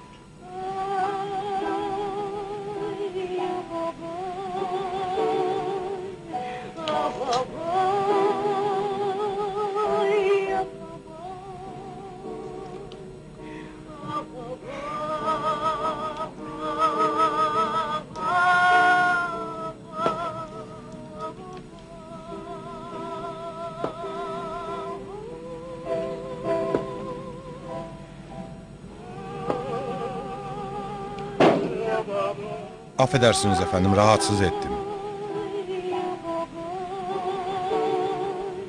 Söyle. Theodor'u görmek ister misiniz diye soracaktım.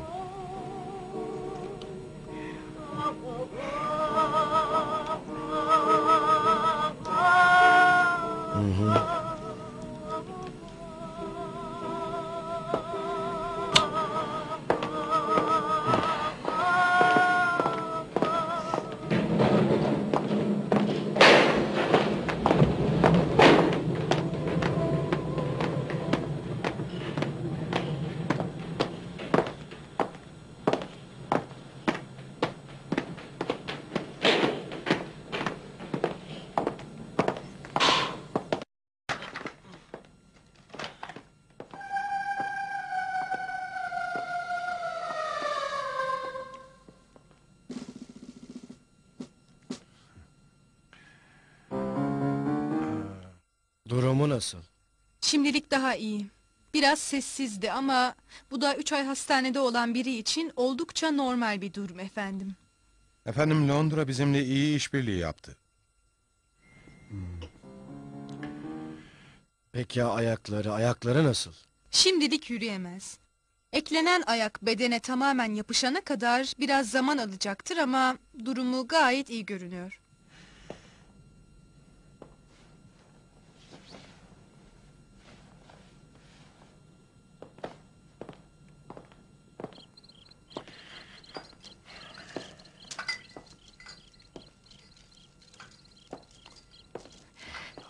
İzin vermemem gerekiyordu. Onlar bütün işleri planlamışlardı. Ne yapabilirdim ki? Belki de doğru söylüyorlardı.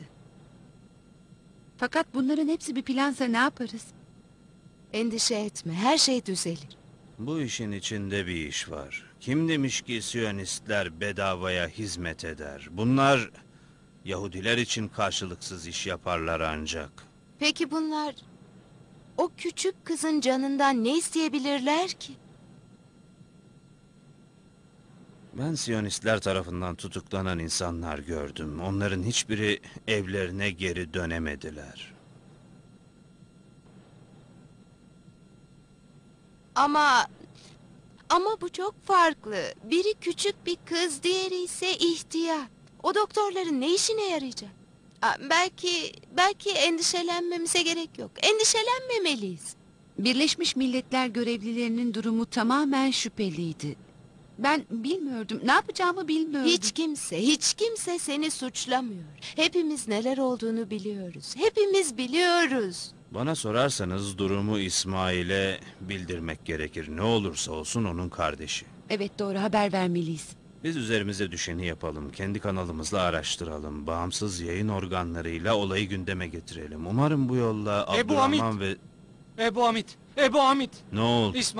İsmail büyük bir iş yaptı. İsmail mi? Evet, İsmail ispiyonculardan birini iş başındayken yakaladı. Buraya getiriyor. Gidebilirsin. Tamam.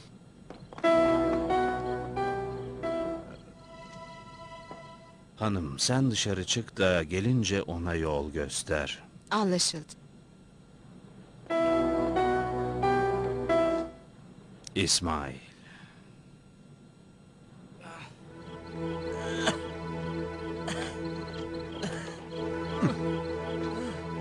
Yürü. Hadi sok. Çabuk kapıyı kapat, çabuk.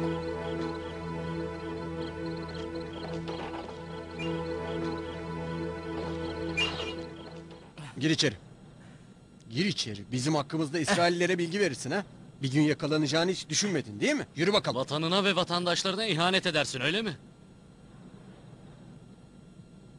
Yasir, sen misin? Casusluk mu yapıyorsun? Yalan söylüyorlar Ebu Hamid. Sen beni tanırsın. Bunların hepsi yalan. Elinizde ne delil var? Hiçbir şey. Bunlar benim durumumu kıskanan insanlar. Sen neler söylüyorsun? Peşinde olduğumuzu anlayınca bunu üzerinden attı. Beni çok şaşırttın Yasir. Niçin?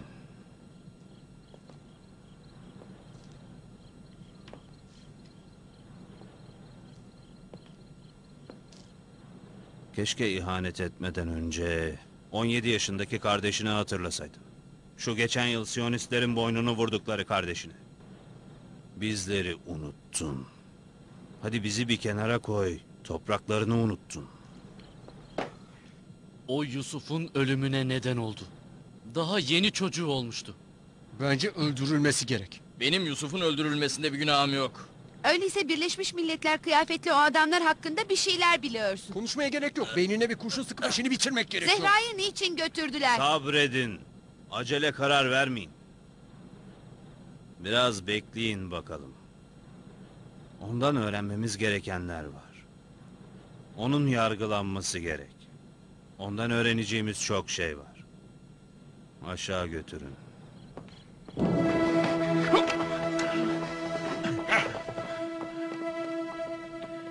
İsmail.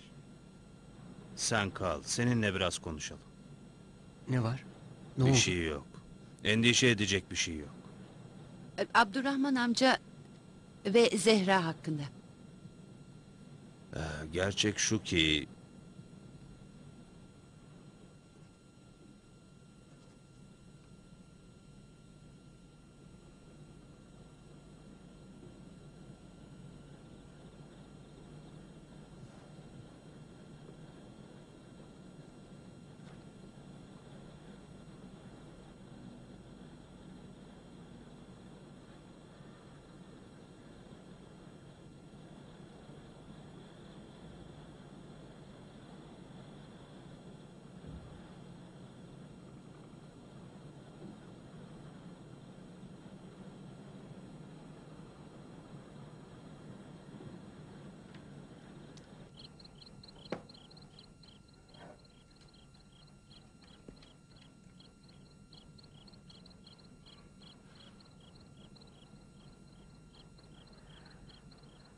Çok endişeliyim. Zehra'nın gözlerindeki rahatsızlık o kadar ciddi miydi? Bilmiyorum. Zeynep, Bunu Kızılaç veya Birleşmiş Milletler kanalıyla araştırmak mümkün mü? Bence bu olay biraz şüpheli. Doğrusu ben de aynı şeyleri düşünüyorum. Ne yapacağımı bilemedim. 4 çocukla Rahman amca oradaydı. Ben de ne yapacağımı gerçekten bilmiyordum. Gerçekten. Hayır, senin bunda bir suçun yok. Sanırım işin içinde bir komplo, bir oyun var. Toplantıya gitsek iyi olur. Belki de bizim adamlarımız herhangi bir haber getirmişlerdir. Her an yeni gelişmeler ve yeni haberleri beklemek gerek. Hadi gidelim, hadi.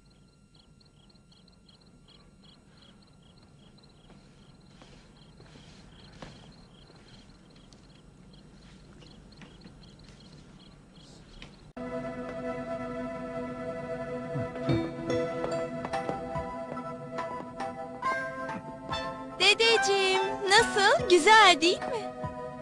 Hadi gidelim.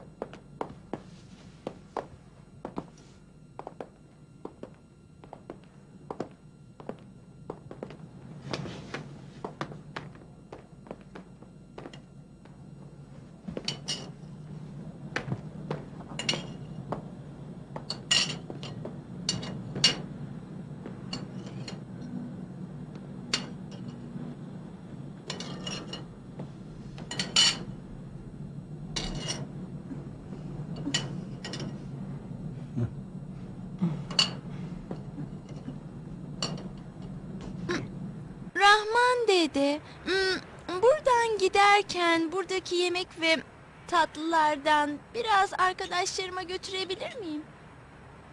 Zehra kızım, arkadaşların aç mı ki götürelim?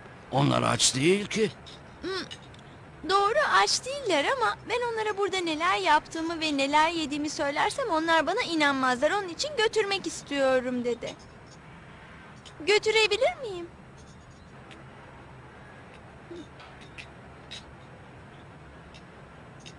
Bana bakın hanımefendi. Bizi buraya getiren adamları görmek istiyorum. Anlıyorsun değil mi söylediğimi?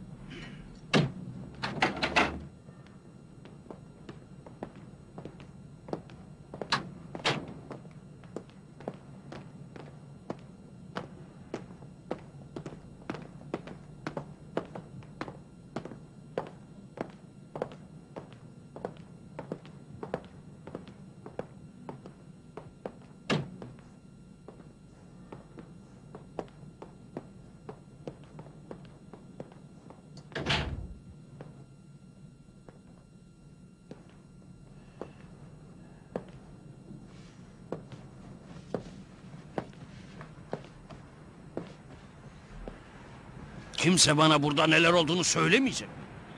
Biz neredeyiz? Bizi niçin getirdiler buraya? Burası neresi? Sana söylüyorum hanımefendi. Bir şey mi istiyorsun? Neden kimse cevap vermiyor? Anlayamıyorum. Bizi neden buraya getirdiler? Senin kulakların zayıf duyuyor galiba. Burasının karantina olduğunu daha önce söyledim sana. Karantina olduğunu biliyorum. Ama bizim şu anda Kızılaç kontrolünde bir hastanede olmamız gerekiyordu. Bana buranın hastane olduğunu söyleme. Biliyorum hastane değil. Burası karantina. Ne için karantina? İçeri gir ve kapını kapat.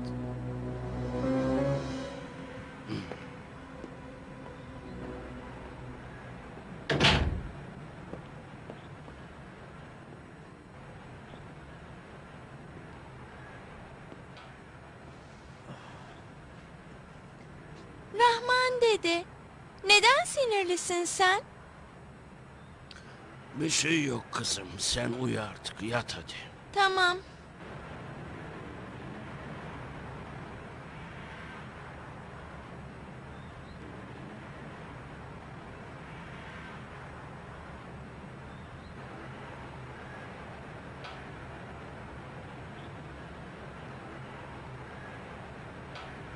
Bize ancak Allah yardım edebilir.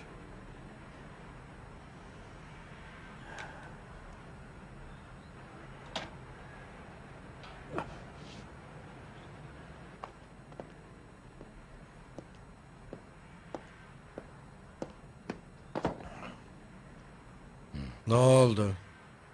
Canım çok sıkılıyor efendim. Bunların kokusu bile beni rahatsız ediyor. Sana problem mi çıkarıyorlar? İhtiyar şüphelenmeye başladı. Ve hiç rahat durmuyor. İzin verirseniz eğer onu... Aptallık yapma. Ben o kızı tamamen sağlam ve sağlıklı istiyorum. O ihtiyarın başına bir iş gelirse kız olumsuz yönde etkilenebilir. Bu durumda ne yapabilirim efendim? Biraz korkutmanız yeterlidir. Baş üstüne.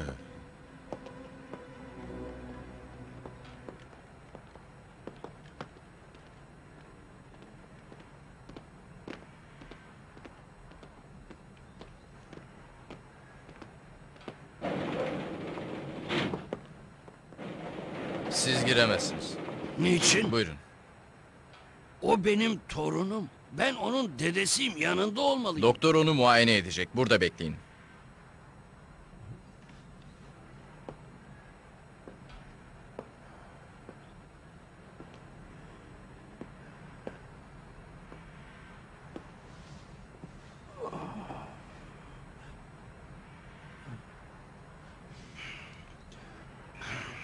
Ey Allah'ım.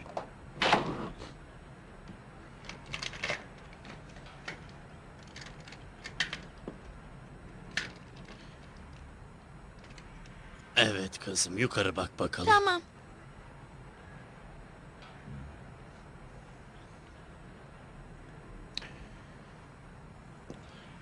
Sen burada olduğun için memnun musun? Evet, çok güzel. Aferin. Buranın sahibi olan beyefendiye teşekkür et o zaman.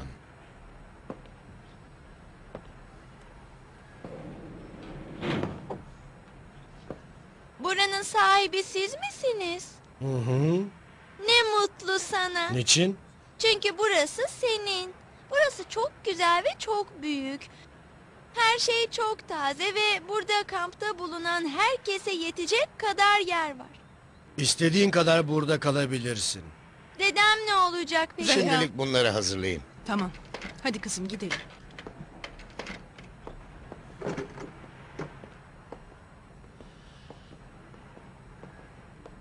Sanırım tahminimizden daha erken bir sürede ameliyatı bitirebiliriz. Ne kadar erken olsa o kadar iyi. Bir gün bu olay bütün dünyayı sarsan bir haber olacak.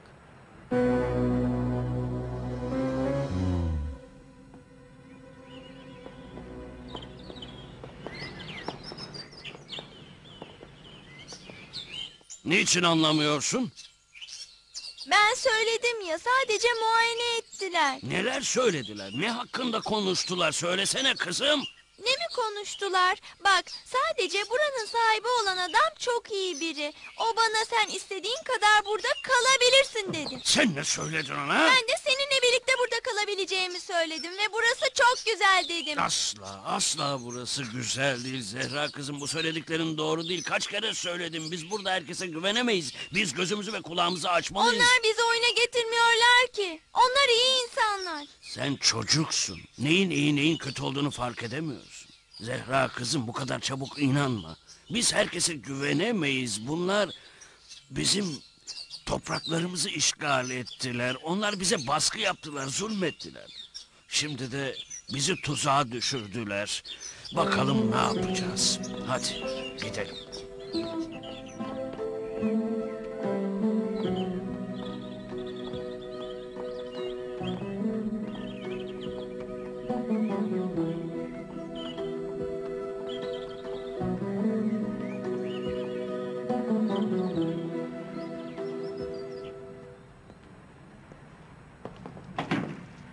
İsmail, yukarı gel.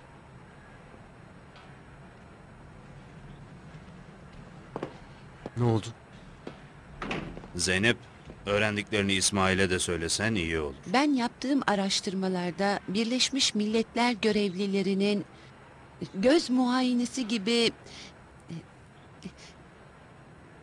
bir projelerinin olmadığını öğrendim.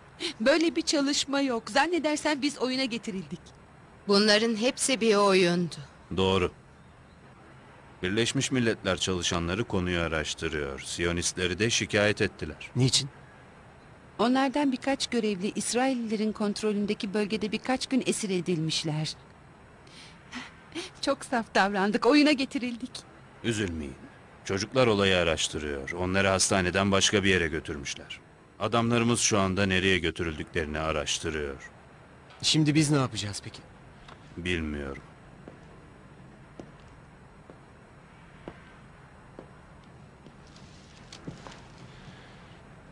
Yasir bize yardımcı olabilir mi acaba? Olur olur. Mutlaka olur. Eminim yardımcı olur.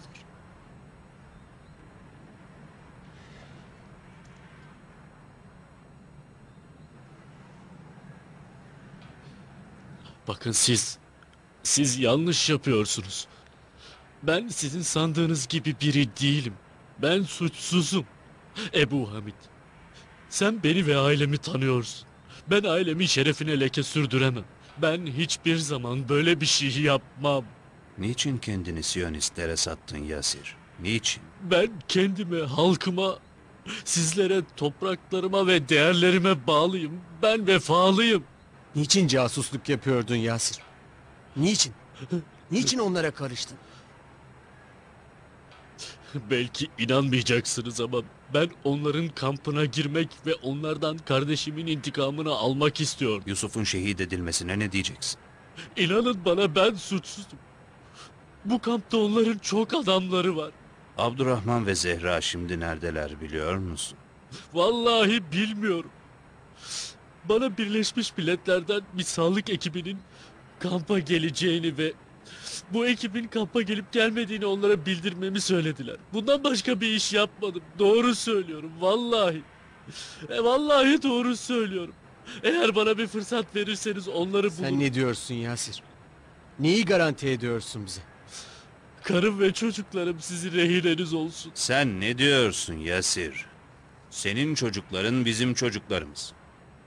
Senin ailen bizim ailemiz. Unutma, bu topraklar bizim. Bana güvenin. Bu çok zor olabilir. Ama ben İsraillilerin bölgesine çok rahat girerim. Bana izin ver Ebu Hamid. Yasir. Yasir.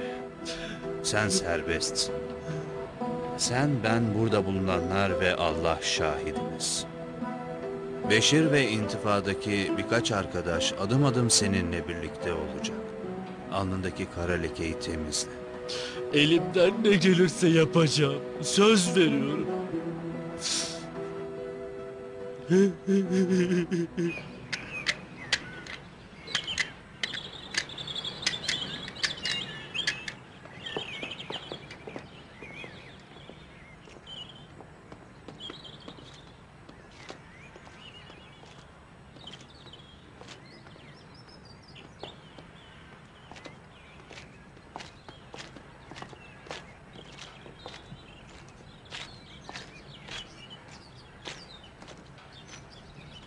Selamun aleyküm.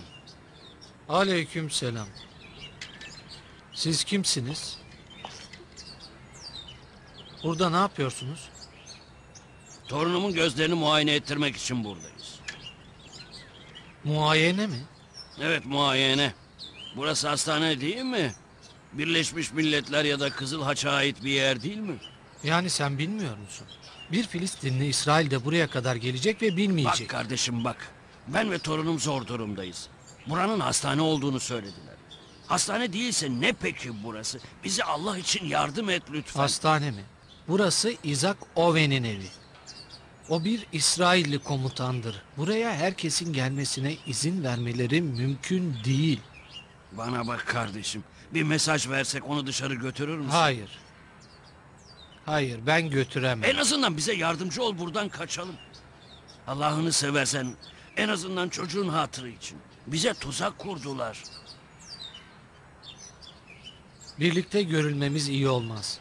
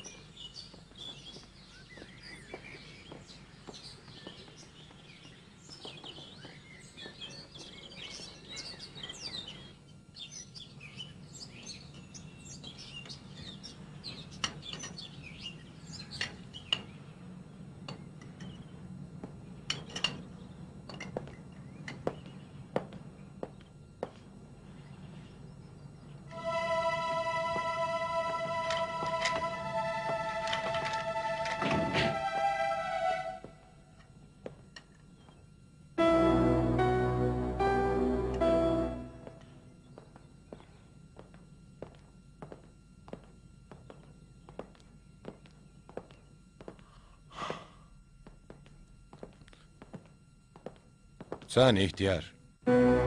Bizimle gel. Niçin? Soracağın soruları olmalı. Bizim de sorularımız var. Zehra kızım, sen odana git, ben şimdi geleceğim. Tamam.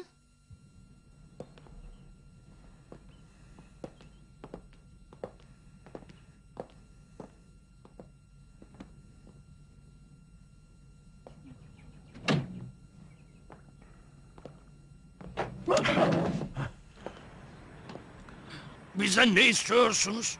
Bizi niçin buraya getirdiniz? Bizi sıkıntıya sokma. Buraya muayene için getirildiniz.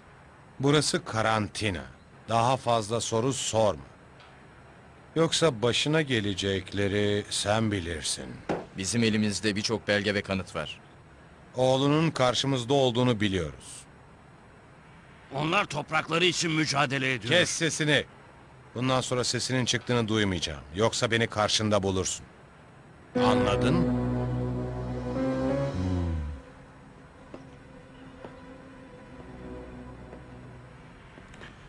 Bu benim oğlum. Tek çocuğum. İsmi Theodor'dur. Onunla oynamak ister misin? Evet. Zaten benim de canım sıkılmıştı. O eşimden kalan tek yadigardır. O ne isterse, ne pahasına olursa olsun yaparım. Gel yaklaş. Onunla oyna. Gel. Gel oyna onunla.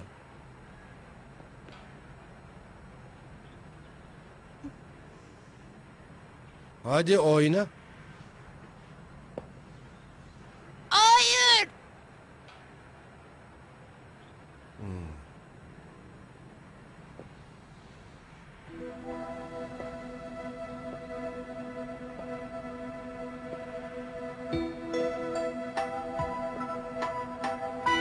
Ondan hoşlandın mı? Evet. İstersen onu alıp oynayabilirsin. Teşekkür ederim. Önemli değil.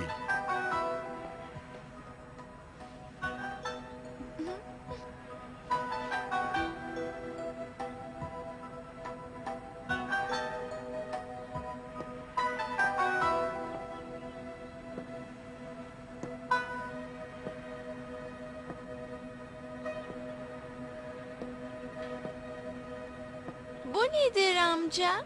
Onun adı teleskoptur.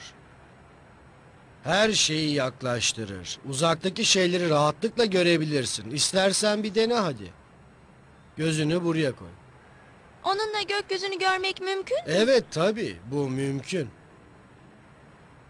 Yıldızları ve ayı da görmek mümkün mü? Elbette. İstersen gel şuradan bir bak. Tutar mısın?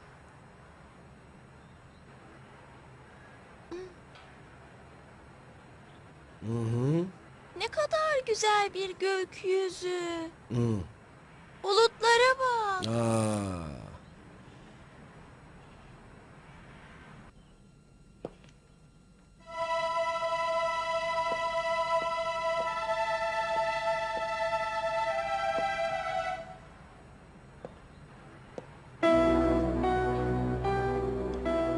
Sen ne yaptığını sanıyorsun böyle? Hiçbir şey. Ben su içecektim. Lütfen şu masaya otur. Ben suyu getiririm. Peki tamam. Hadi tamam, otur. Tamam.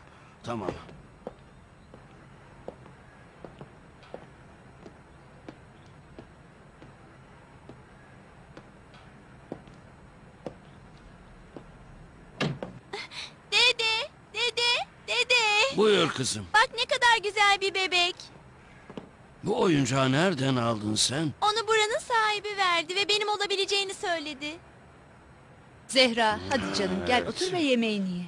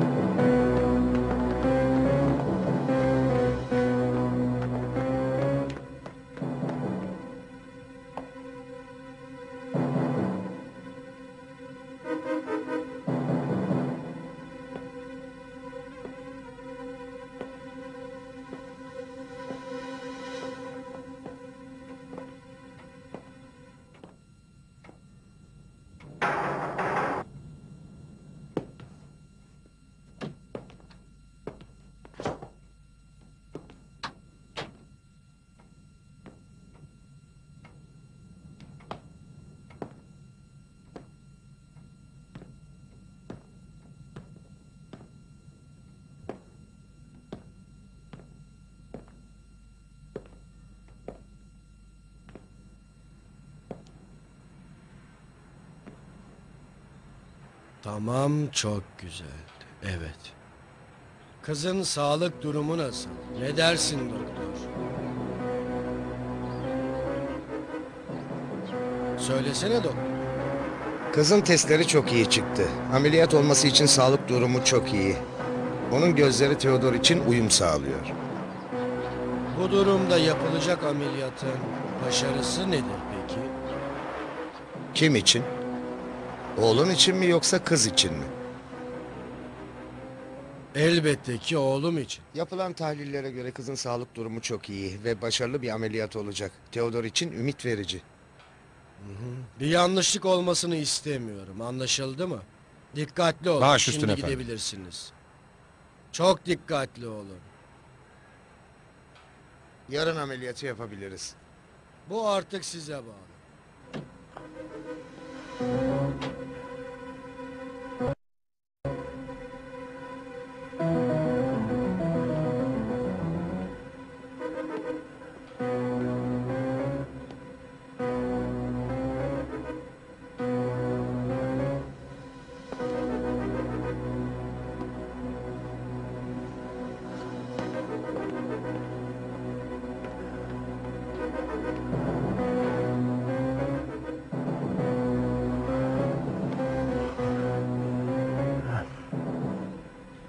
Allah'ım yardım et.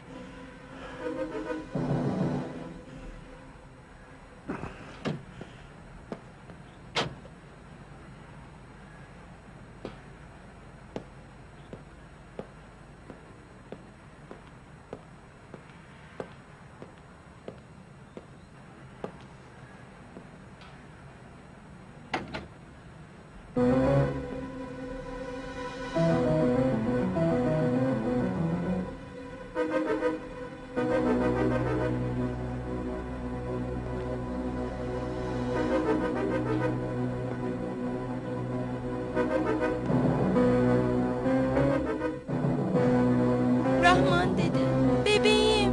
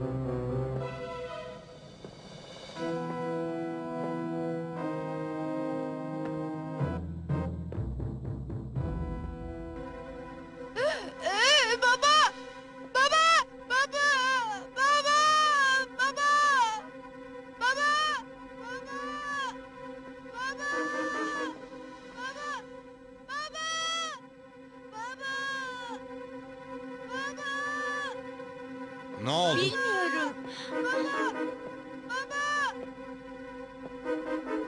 Kapın için açık. Ben kapatmıştım. Bu çocuğa ne oldu? Ne oldu? bu çocuğa? Anlamıyorum. Tamam, sakin ol canım. Ne oldu? Neden korktu? Geçecek, sakin ol. Tamam. Eminim odaya biri geldi ve onu korkuttu. Sakin ol canım, sakin ol. Geçecek, Efendim? Tamam, sakin ol. Tamam.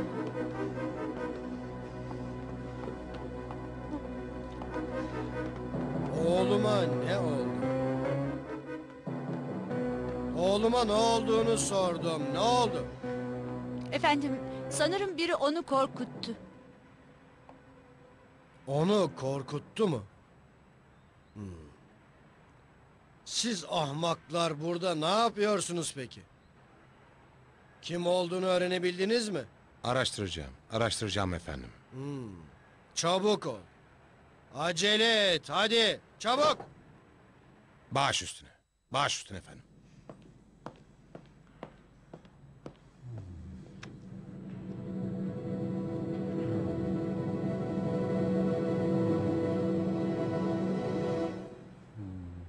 Buraya gel çabuk.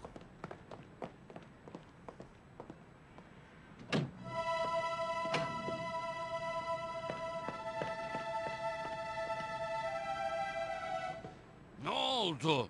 Ne yapıyorsunuz? Odamda ne arıyorsunuz?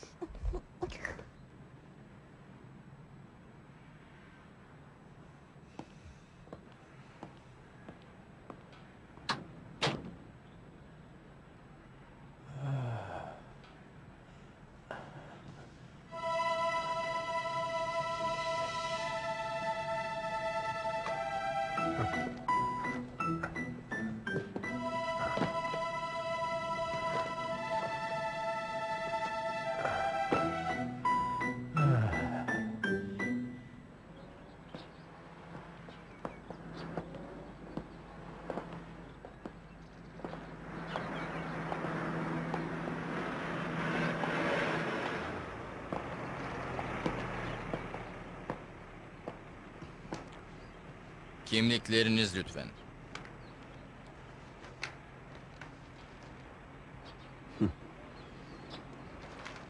Buyurun.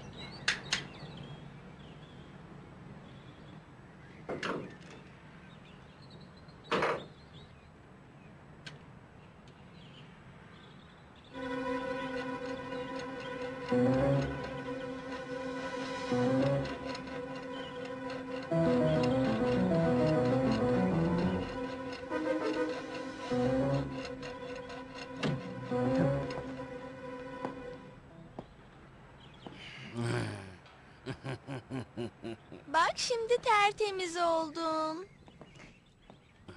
Ne kadar güzel oldun, gördün mü bebekçik? Dede, Söyle kızım. Theodor'un odasına gidebilir miyim? Theodor mu? Theodor kim kızım?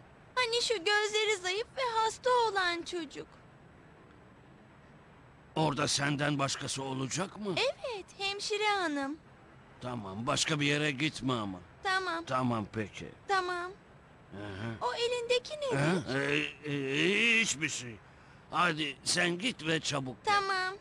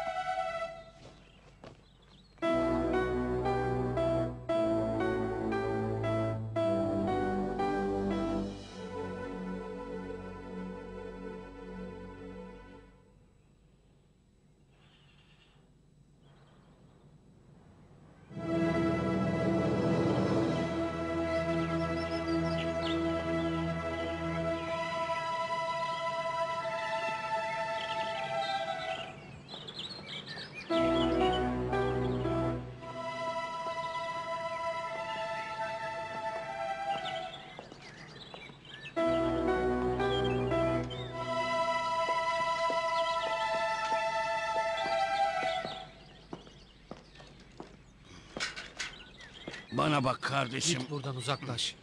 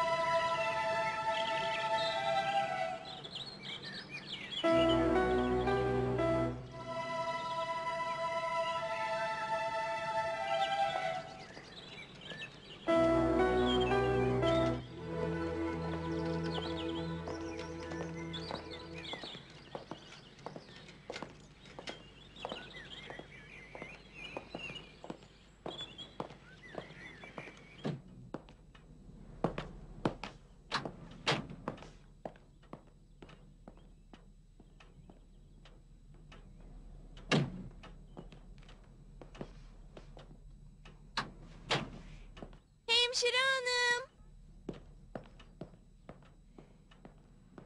Hemşire hanım. Hemşire hanım.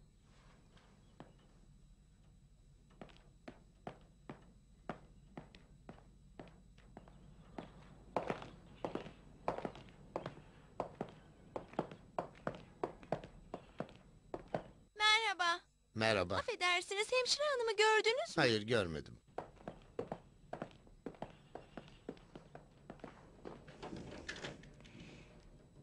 Burası kapalı.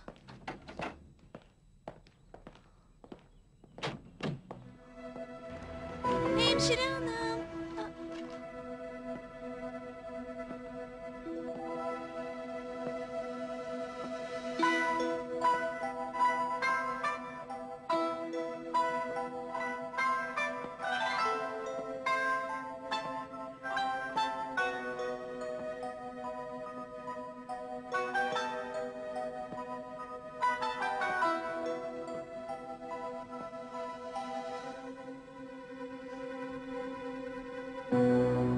Sen burada ne yapıyorsun?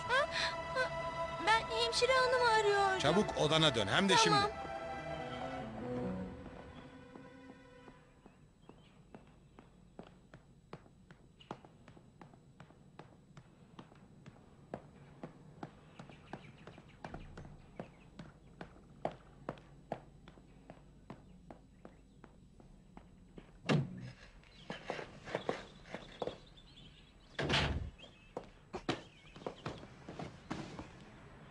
Ne oldu kızım Zehra, ne oldu?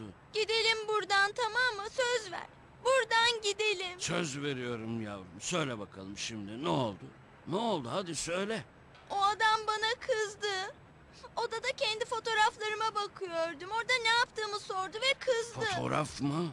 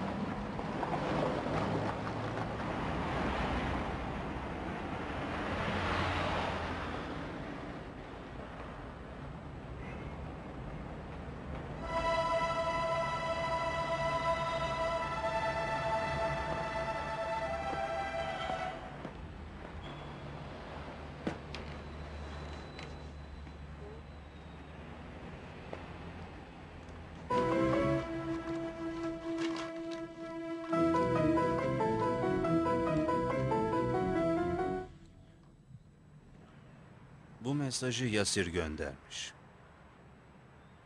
Abdurrahman ve Zehra'yı bulduğunu yazıyor. Bulmuş mu? Ebu Hamid, bir şeyler yapalım. Onların bizim yardımımıza ihtiyaçları var. Bakın şimdi.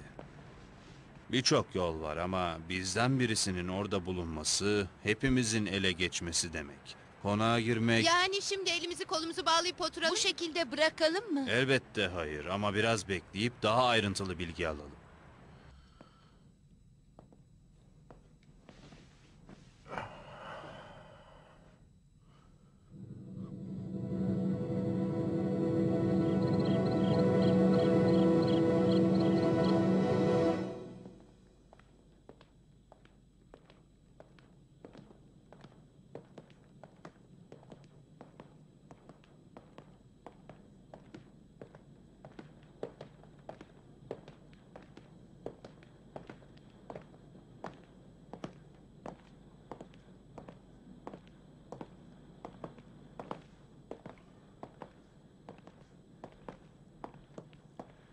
İçeri gir.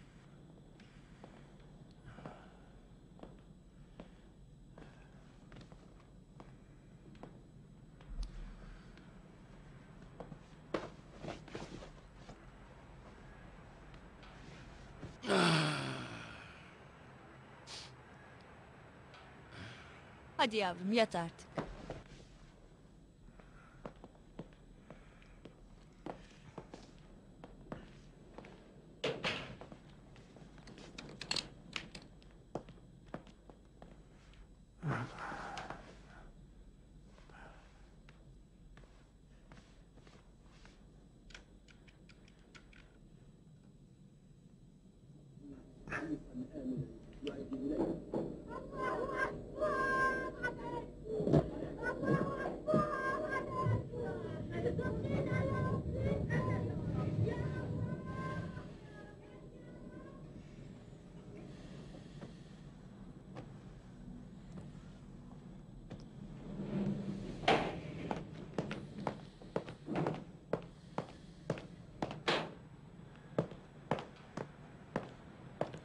Ne yaptın? Kapıyı kilitledim. Ben de sabaha kadar nöbet tutacağım. İyi, güzel. İhtiyar ve kız çok iyi dinlensinler. Yarın zor bir gün olacak. Baş üstüne. Her şey yolunda, güzel. Evet efendim. Evet, çok güzel. Evet.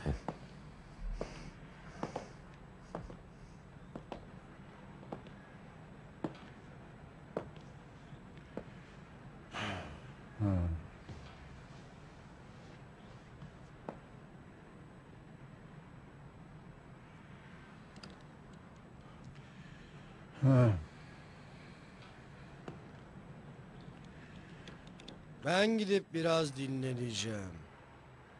Siz dikkatli olun. Emredersiniz.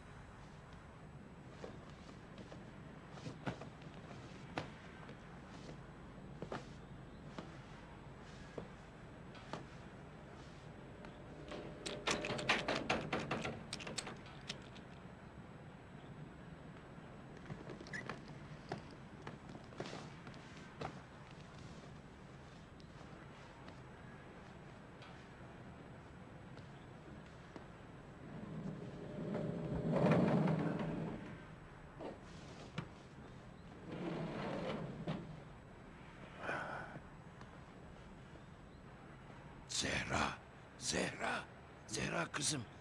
Hadi kalk, kalk. Şşş. Sessiz ol, tamam mı? Nereye? Şşş. Arkadaşlarının, abin İsmail'in yanına sus. Sessiz ol, tamam mı? Heh, heh, Zehra kızım al, gürültü yapma.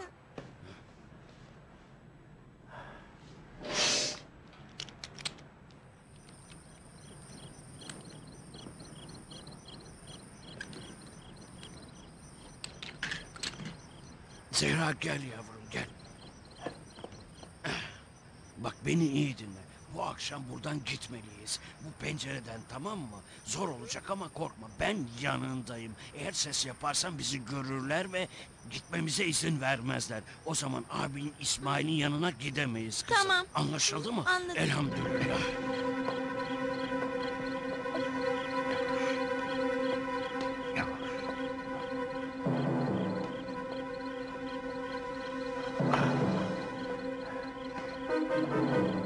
Hadi gel bakalım.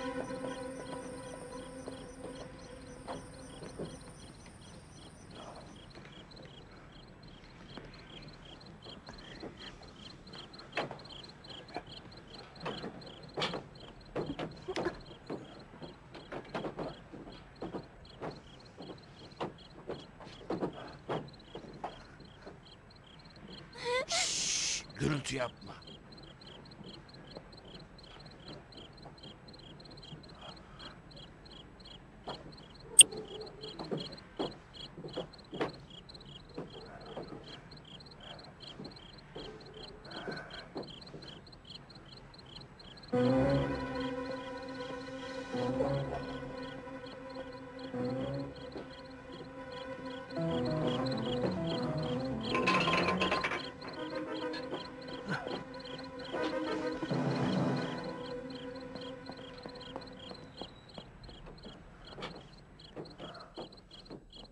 Ses çıkarma.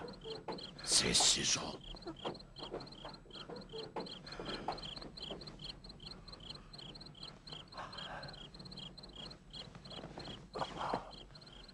Dikkatli ol.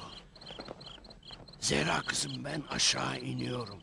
Hiç konuşma. Ses çıkarma, tamam mı? Sessiz ol.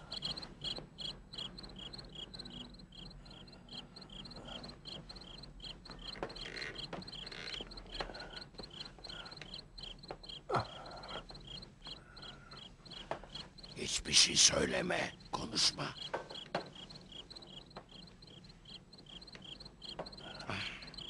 Sessiz ol.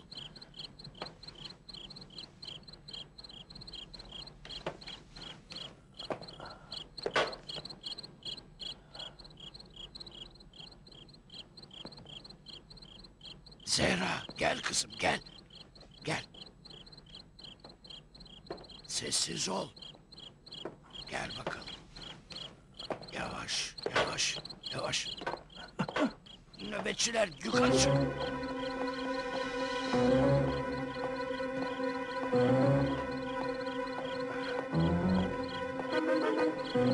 Merhaba, nasılsın? Teşekkür ederim. Ne haber? Durumlar iyi mi? Hiç her şey yolunda mı? Her şey yolunda.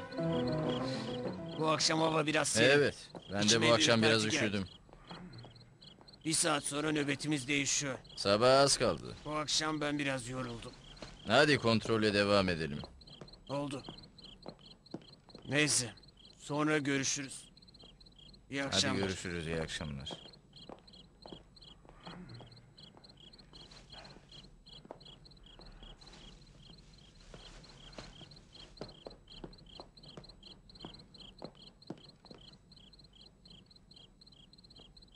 Zehra, gel kızım, gel.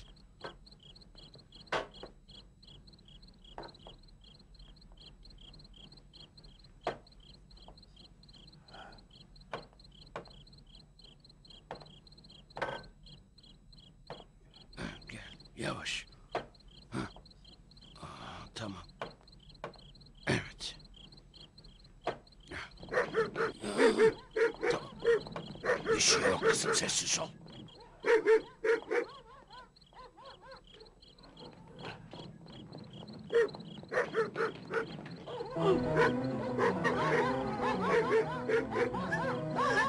Allah'ım bize yardım et.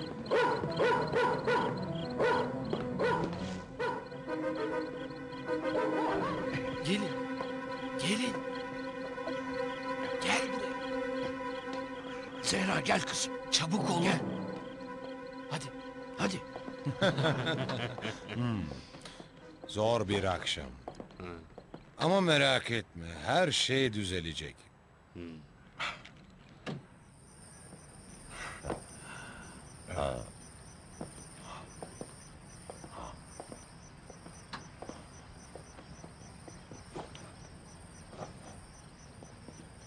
Efendim, burada yoklar.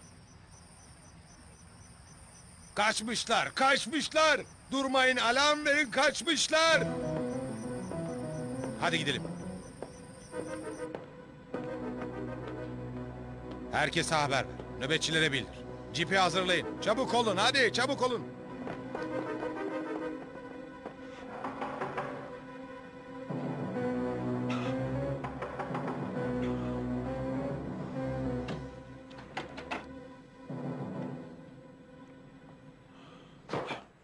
Ne oluyor ha? Bu gürültü de ne? Söyleyin bakalım. Efendim, kaçtılar efendim. İhtiyar ve kız kaçtılar efendim. Kaçmışlar efendim.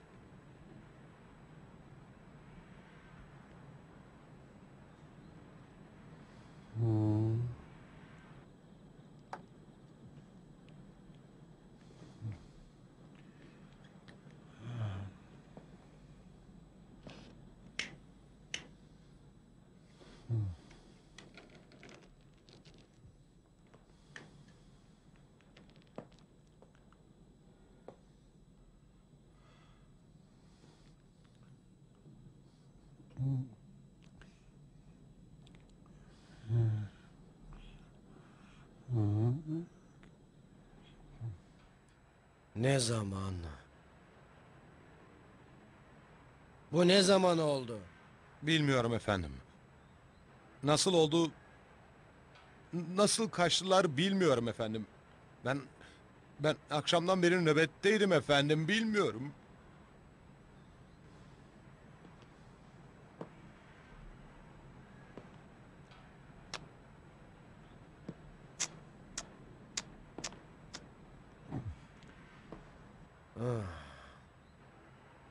Benim ümidimi kırıyorsun Şamon. Efendim, ben onları bulacağım. Bana bir fırsat daha verin. Ne olursa olsun onları bulacağım. Endişe etmeyin efendim. Bulacaksın. Bulman gerekir Şamon. Bulmalısın. Bulman gerekir. Endişe etmeyin efendim, bulacağım onları. Merak etmeyin siz. O kızın benim için ne kadar değerli olduğunu biliyorsun. Baş üstüne efendim. Affedin beni.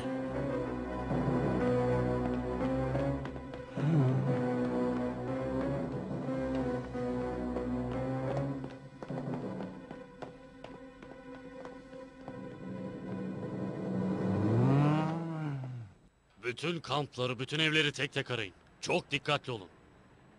Telsizler ve kontrol merkezlerine bildirin. Casuslara haber verin. Bütün nöbetçileri uyarın. Oldukça gizli ve süratli yapın. O ihtiyarı ve kızı yakalayın. Ne pahasına olursa olsun yakalayın onları. Hadi, ne duruyorsunuz? Hadi çabuk. Efendim? Hadi. Kaybol gözümün önünden hemen.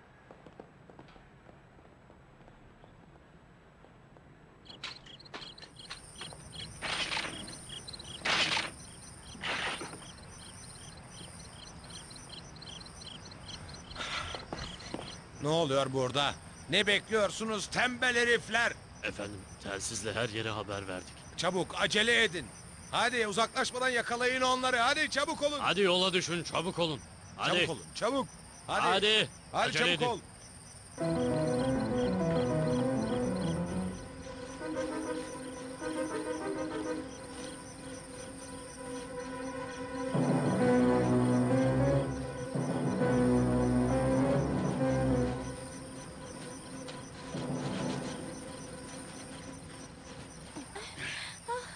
Ay,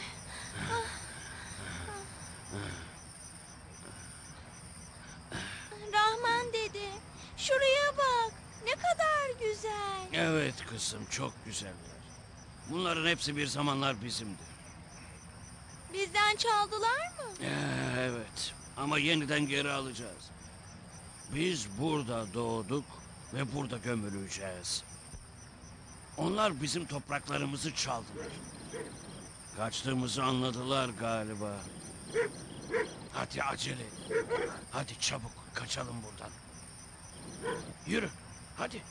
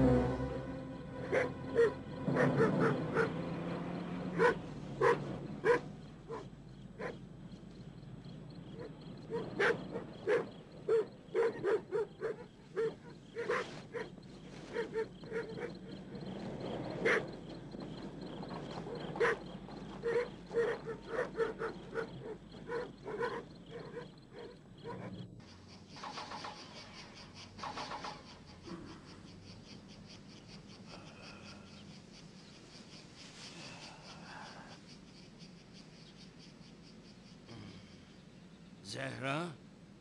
Zehra kalk kızım hadi. Bak buradan hoşlanacaksın.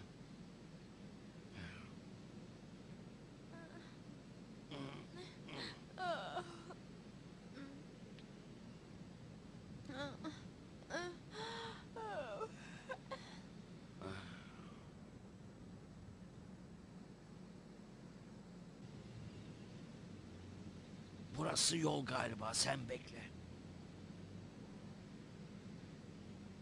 Hop, hop, hop, dikkat et.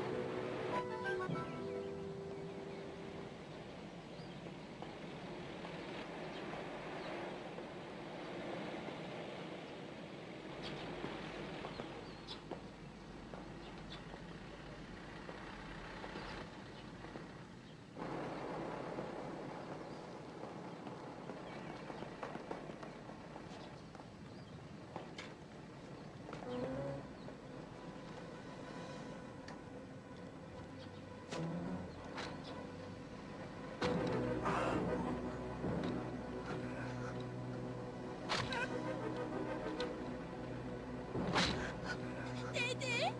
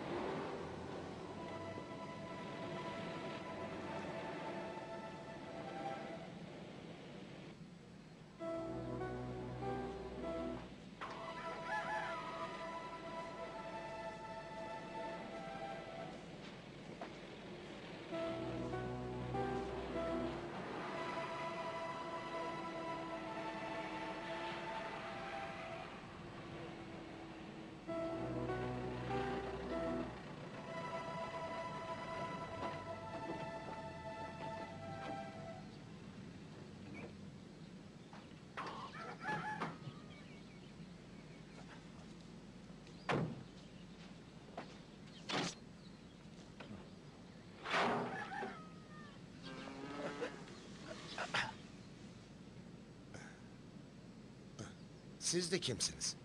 Aman Allah'ım, kimsiniz? Burada ne yapıyorsunuz? Ne yapıyorsunuz dedim. Siz yaralısınız, yardıma ihtiyacınız var. Hadi verin elinizi. Gelin.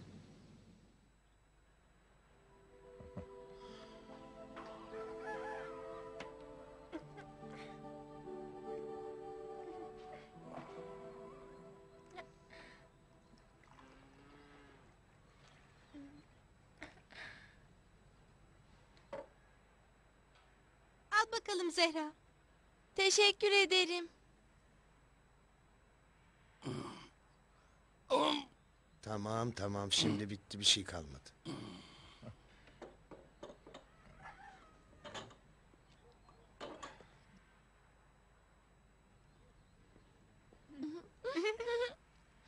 Bisküvilerden de yesene.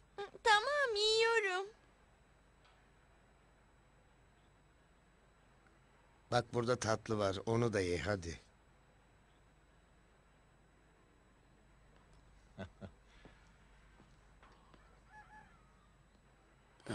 Çok teşekkür ederim. Her şey için çok teşekkür ederim. Bize çok yardım ettiniz. Doğrusu sizi sıkıntıya sokmak, başınızı ağrıtmak istemem. Bu akşam bizim misafirimizsiniz. Bu durumda dışarı çıkmanız doğru olmaz. Buyurun. Burada istediğiniz kadar kalabilirsiniz. Benim için hiç sorun değil. Hayır, çok teşekkür ederim. Sizler muvahhid Yahudilersiniz. Allah sonunuzu hayır eylesin. Zehra kızım, gel artık. Hadi gidelim. Dedeciğim, burada kalsak daha iyi olmaz mı? Hayır yavrum, kalamayız, gitmemiz lazım. Her şey için teşekkür ederim. Bize çok yardımcı oldunuz. Zehra, hadi kızım gidelim. Hadi kalk.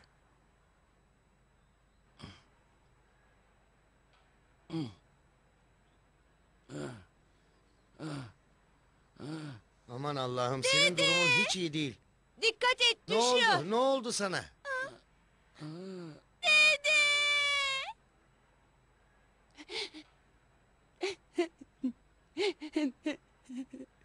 Şimdi her şey aydınlığa kavuştu. Zehra'yı niçin kaçırdıklarını öğrendik. Onlar gözlerini istiyor. Her ne olursa olsun belli ki niyetleri buydu. Her neyse. Dün akşam... Ne oldu dün akşam? Dün akşam Abdurrahman ve Zehra kaçmayı başardılar. Onları Yahudi bölgesinde görmüşler. Yani kurtulacaklar mı? Yasir peşlerinde, fakat Siyonistler bütün bölgeyi kuşatma altına almışlar. Bu durumda biz de bir an evvel bir şeyler yapalım. Ben de İsmail gibi düşünüyorum. Biraz sabredin. Şimdi zamanı değil. Dua edin, Yasir onları Siyonistlerden önce bulsun.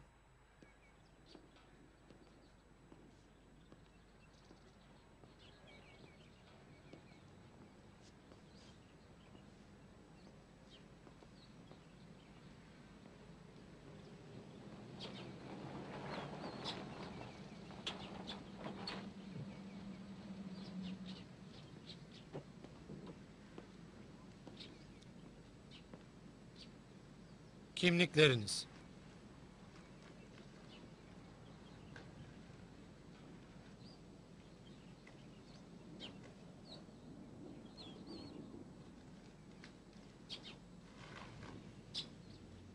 Siz Arapsınız. Burada ne arıyorsunuz? Ben sürekli buradayım, işim için. Arabayı iyice arayın. Hiç gerek yok dostum, zahmet etme. Sesini kes, yalancı Arap. Ne oluyor orada? Efendim, bunlar Arap ve şüpheliler. Merhaba, nasılsın? Hey ahtapot, burada ne yapıyorsun? Keşfe çıktık da. Burada. Bana bak, buldunuz mu? Nereden biliyorsun? Bu konunun çok gizli olduğunu sanıyordum ben. Benim için gizli saklı bir şey yok.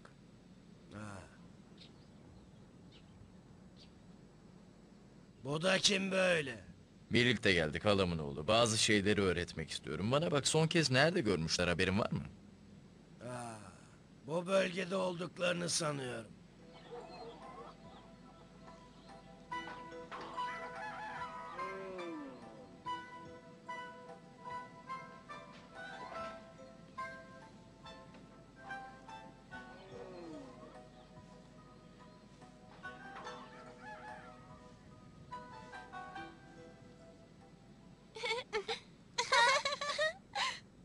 İşte yakaladım seni.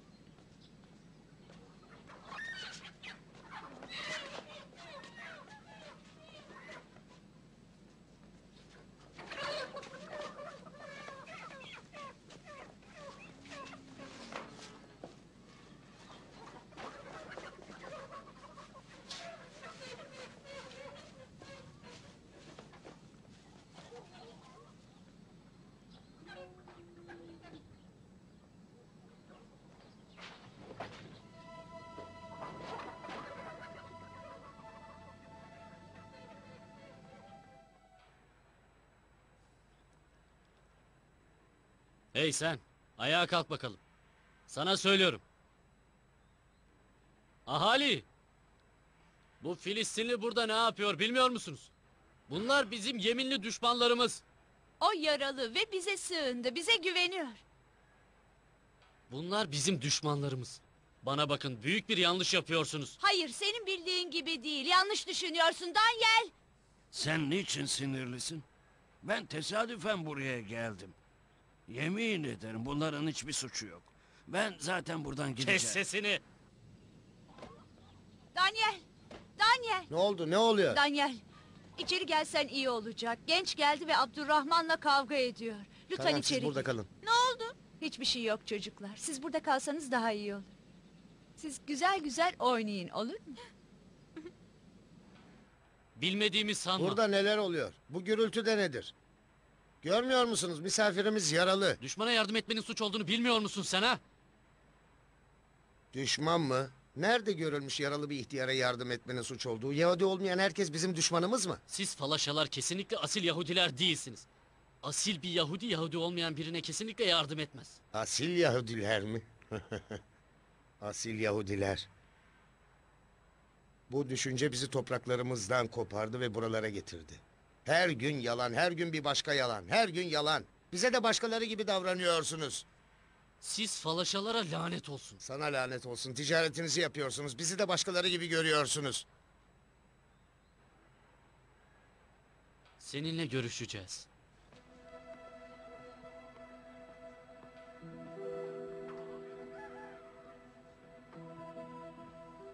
Allah'a yemin ederim ki başınızı derde sokmak istemedim. Ne böyle bir niyetim ne de kastım vardı. Burası artık sizin için emin bir yer değil. Gidelim, sizi yolcu edeyim.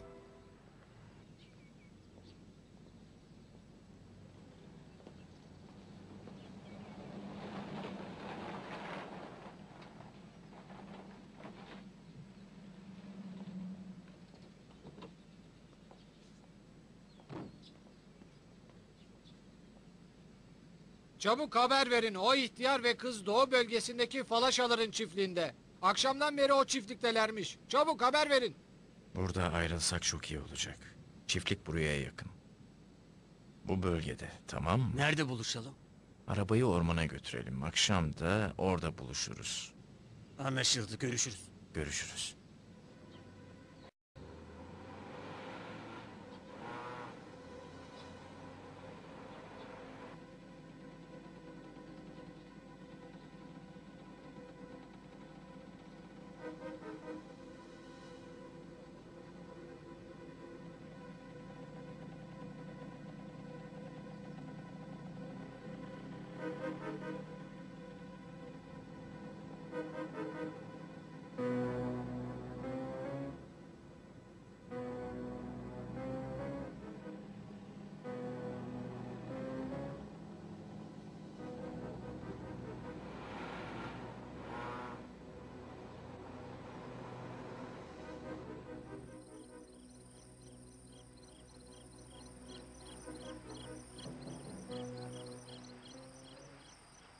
Çok dikkatli olun ve kaçmalarına izin vermeyin.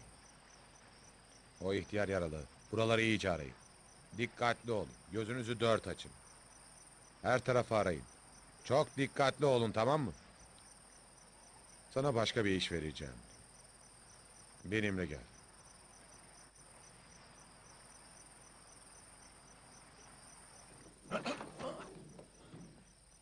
Onları nereye gönderdin lanet olası, konuş. Onlara motorunu verdin. Onların nereye gittiklerini biliyorsun. Söyle lanet olası. Konuş.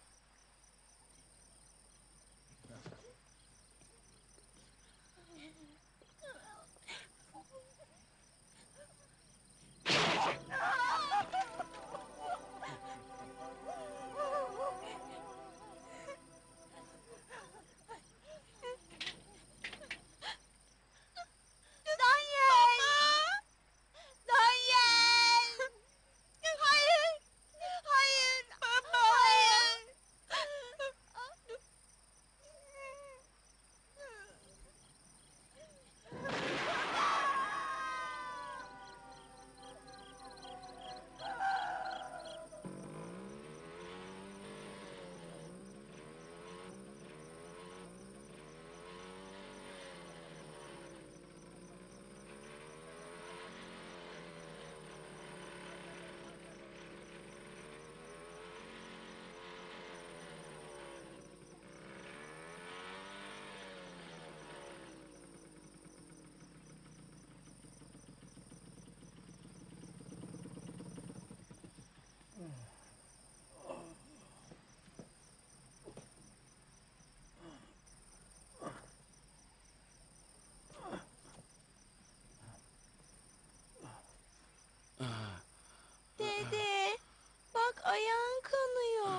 şey yok kızım. Önemli bir şey değil.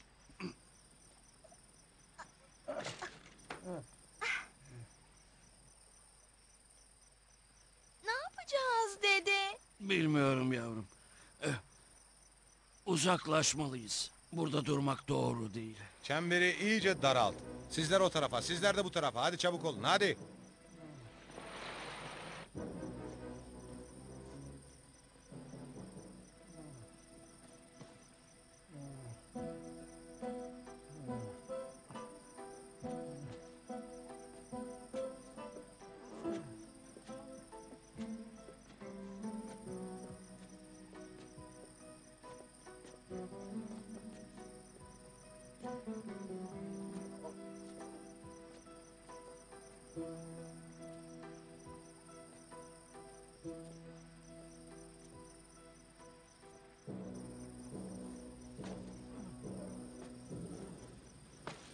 Hey sen nereye gidiyorsun? Yasir sen misin? Burada ne arıyorsun?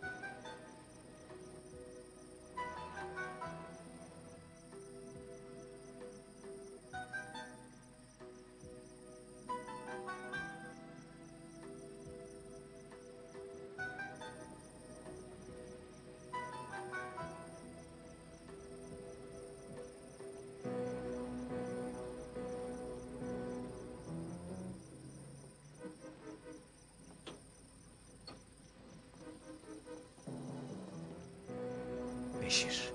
Beşir'i yakalamışlar. Hemen gidelim buradan hadi. Dur! Buradan kaçın çabuk acele edin. Sen Ana de yola çıkın bizimle hadi gel. çabuk. Acele edin hadi çabuk.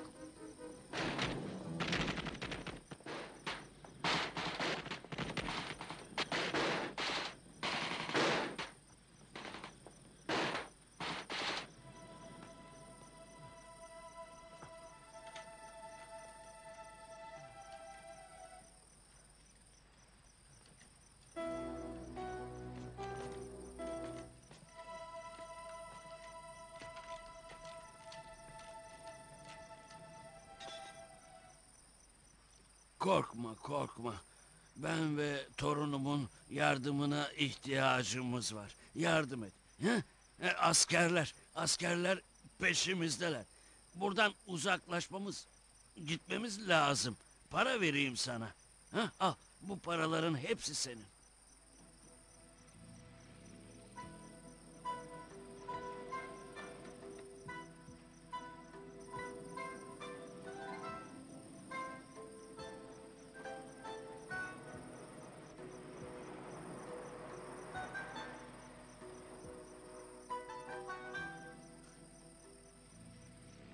Ne oldu? Buradalar efendim.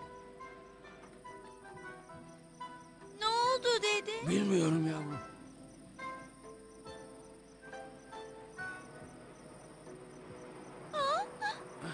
Dede!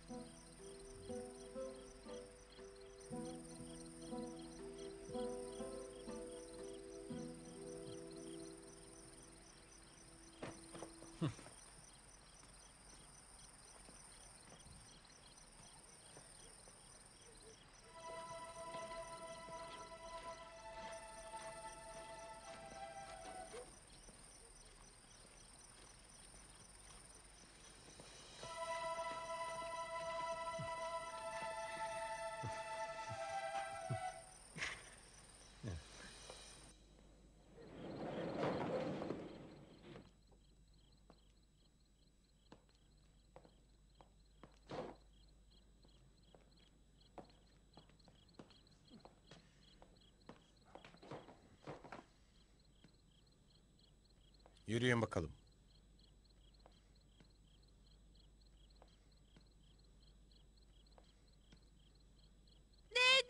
Götürün bunları. Hadi sesini kes. Kes sesini. Ne oluyor? Hadi yürü. Bırakın. Ya dur kes Bırakın sesini. beni, vicdansızlar. Kes sesini dedim. Bırakın dedim. Kes sesini. Bırakın kızı. Onu rahat bırakın diyorum lütfen. Dedemi bırakın. Dede. Dede. Dede Ağlama, gel. ağlama kızım. Bir şey yok yavrum. Bizim güçlü ve cesaretli olmamız lazım kızım. Ben senden ayrılmak istemiyorum Ben dede. de ayrılmak istemiyorum ki kızım. O zaman seni nereye götürüyorlar dede? Bilmiyorum. Kaygılanma kızım. Birbirimizi tekrar göreceğiz. Nerede? Cennette. Orada bizi kimse ayıramaz kızım. Söz veriyor musun peki? Söz veriyorum yavrum, söz veriyorum. Götürün onları. Ağlama, ağlama yavrum. Dede. Dede. Buraya gel. Dede, Acele et. beni bırakma dede. Hadi. Dede.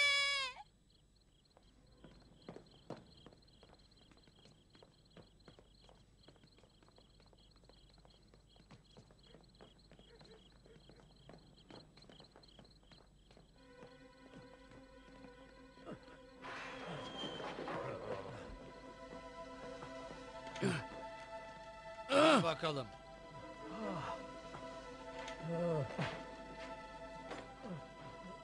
Otur bakalım şuraya.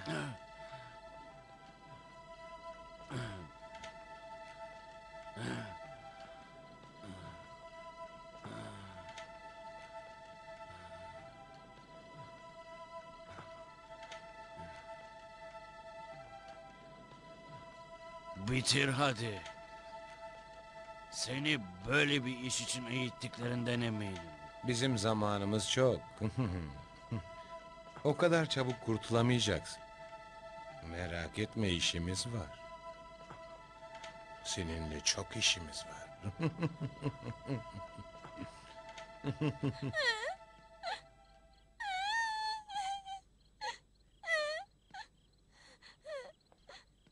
Ağlama yavrum. Gel bak, bu senin sevdiğin bebeğin. Hadi bakalım, şimdi teleskopu da sana getireceğim. İstediğin yıldızlara bakarsın. Olur mu tatlım? Sakın ağlama. Dedemi istiyorum. O nerede? Söyle bana. O size ne yaptı ki? Endişe etme. Dedeni tedaviye götürdüler. Bak, bebeğin seni bekliyor, hadi. Sen yalan söylüyorsun. Ben seni sevmiyorum. Bebek de istemiyorum, tamam mı? Dedem size bir şey yapmadı. Geç oldu güzelim. Artık yatman gerekiyor. Çok geç oldu. Ağlarsan o güzel gözlerine zarar verirsin. Ağlama artık. Hadi yat. Hadi yat tatlım. Yat da güzel güzel uyu. Hadi tatlım. Uykum yok, yatmayacağım. Hadi bakalım. Yatmayacağım dedim. Yatmayacağım. Dedemi istiyorum ben. O buraya gelmezse uyuyamam. Yat yavrum. Dedene bir şey olmadı. Onun durumu iyi. Sen de şimdi güzel çocuklar gibi yat ve uyu.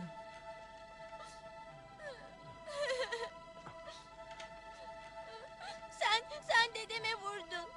Ben dedemi istiyorum. Seni sevmiyorum. Sen dedeme vurdun, tamam mı? Seni hiç sevmiyorum ben. Bana yalan söyledin.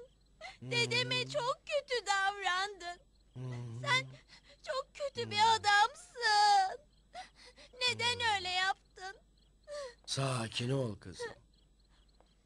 Hadi Dedem nerede? sakin ol, sakin ol.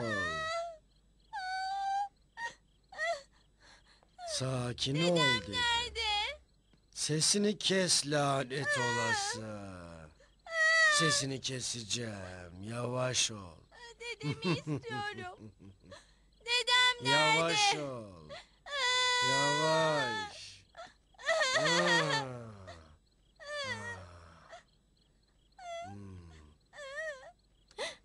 Dedem nerede diyorum. Dedemi istiyorum.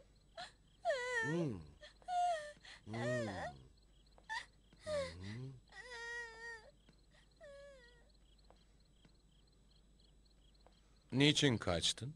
Niçin kaçmayayım? Doğru. Sen bulaşıcı bir hastayı kaçırarak bizim günahsız toplumumuza bu bulaşıcı hastalığı yaymak istiyordun. Siz bizim topraklarımıza dermansız bir hastalık bulaştırdınız asıl.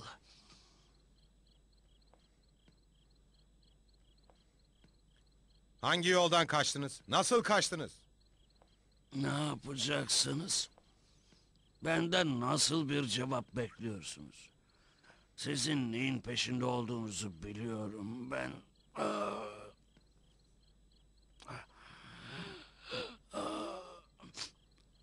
Neye inanıyorsanız, sizin için ne mukaddesse, lütfen o küçük çocuğa dokunmayın. O daha çocuk. Daha 7 yaşında. Benim gözlerimi çıkarın. Lütfen rica ediyorum. Sen ne saçmalıyorsun be? Biz sana lütfedip o çocuğu tedavi edeceğiz, anladın mı? Tedavi edeceğiz sadece. Lütfen onun gitmesine izin Kes sesini verin. lanet olası.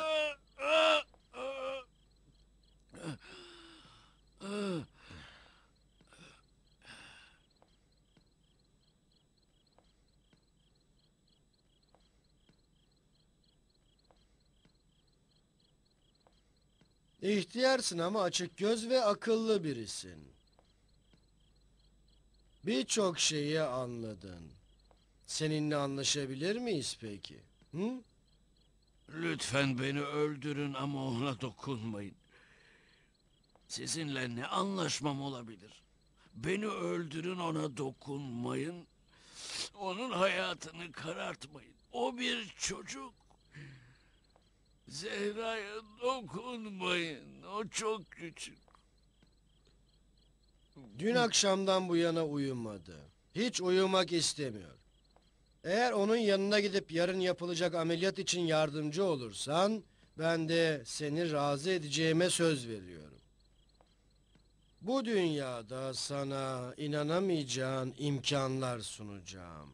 Sana, oğluna ve torununa çok güzel imkanlar hazırlayacağıma inanabilirsin. Hı? Ne dersin? Ona dokunmanıza asla izin vermeyeceğim. Siz katilsiniz, katilsiniz siz. Allah için onun gitmesine izin verin. Ne olur, ne olur gitsin. Onu ve seni öldürmek bizim için çok kolay, biliyorsun. İnatçı olma. Puh! Sizi utanmazlar. Sizi katiller. Seni ihtiyar ahmak. Hepinizi ortadan kaldırmak gerekiyor. Özellikle de senin gibi inatçı ve uzlaşmaz kişileri.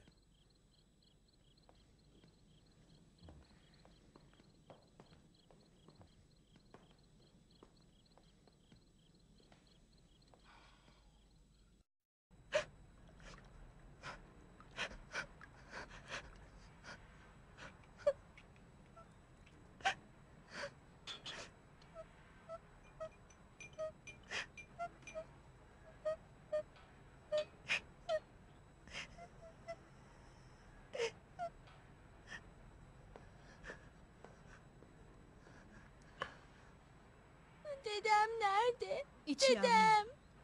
Hadi. Hadi. Hayır, içmeyeceğim. Senin için faydalı yavrum. İç. Dede. İç bakalım. Aferin. İsmail abi. Dede. İsmail abi. Dede.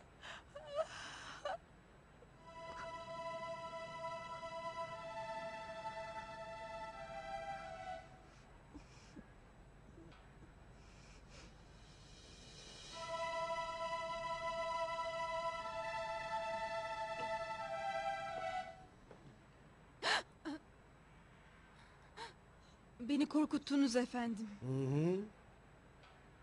Ne oldu? Kız uyudu. Güzel. Yarın gerçekleşecek ameliyata hazır olması gerekir. Yarın çok büyük bir gün olacak. Aldığımız habere göre kaçış planı başarısız oldu. Abdülmecit ve Yasir şehit oldular. Beşir de kontrol merkezinde tutuklandı. Sevindirici olan şu ana kadar onları konuşturamamış olmaları.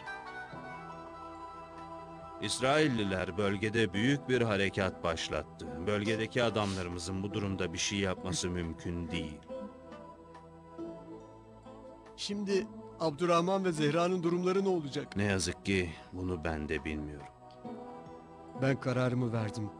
Ne olursa olsun ben bugün harekete geçiyorum. Bu doğru olmaz.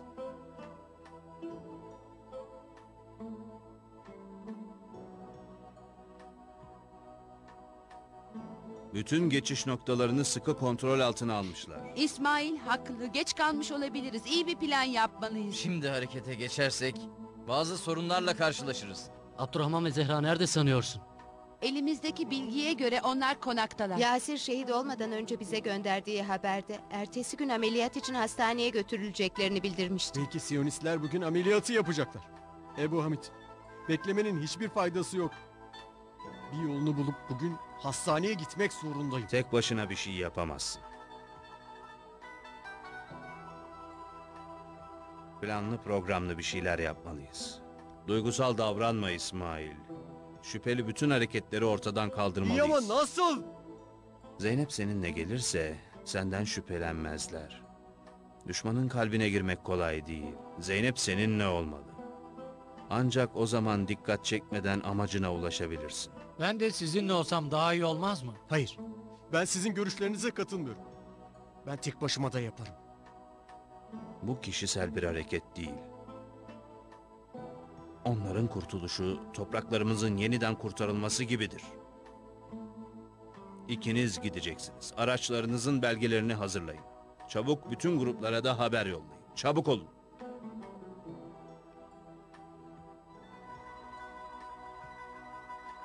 Siz ikiniz karı koca olarak daha az dikkat çekersiniz.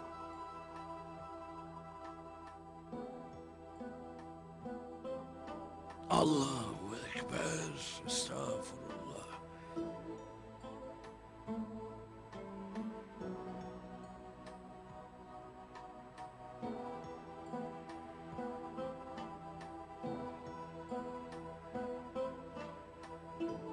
Esselamu aleyke eyyühen nebiyyü ve rahmetullahu ve berekatuhu. Esselamu aleyna ve ala ibadillahi salihin.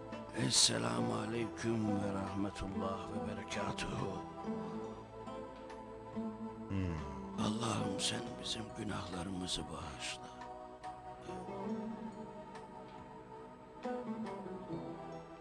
Ne oldu? Korkuyor musun? Hayır, senin için korkuyorum. Akıbetinden korkuyorum. Senin için çok kötü bir gelecek var. Annenin seni dünyaya getirdiğine kızacaksın belki de. Kendine zulmediyorsun. Kötü ve zor günlere hazırlıyorsun kendini.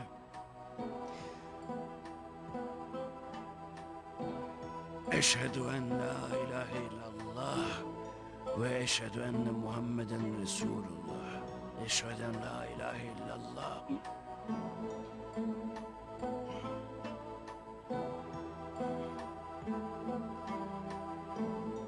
Zehra. Zehra. Zehra.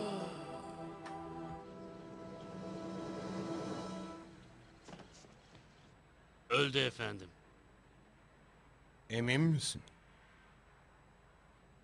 Ama hala yaşıyor gibi görünüyor. Hayır, o öldü efendim.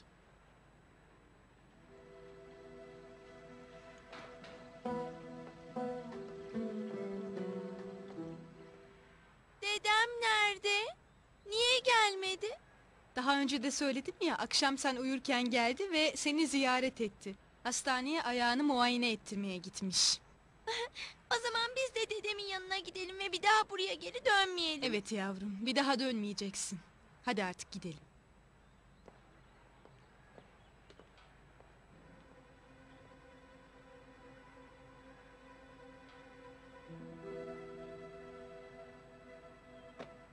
Ne oldu? oldu? Bebeğini istemiyor musun? Hayır.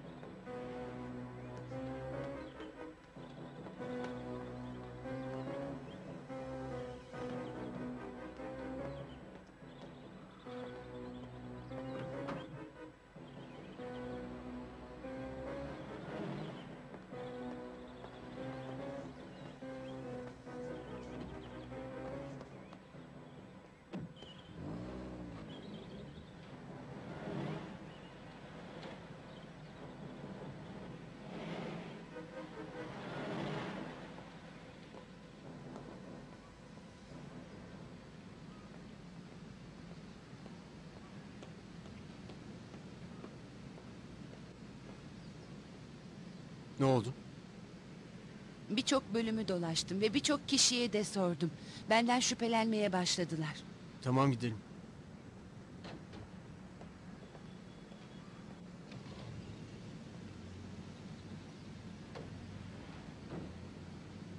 Göz bölümüne de sordun mu? Evet, hiçbir haber yok. Kimsenin haberi yok. Ya onlardan önce geldik ya da ameliyatı ertelediler. Peki konağın etrafını dolaşmaya ne dersin? Bilmiyorum ama burada da durmak doğru olmaz. Sanırım bizden şüphe etmeye başlayacaklar.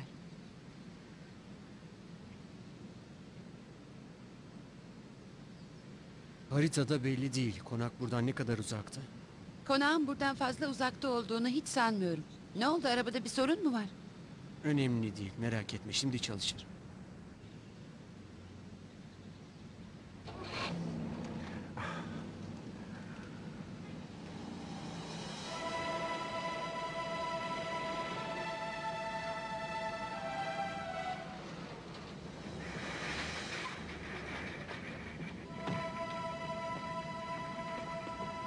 Hadi çabuk olun.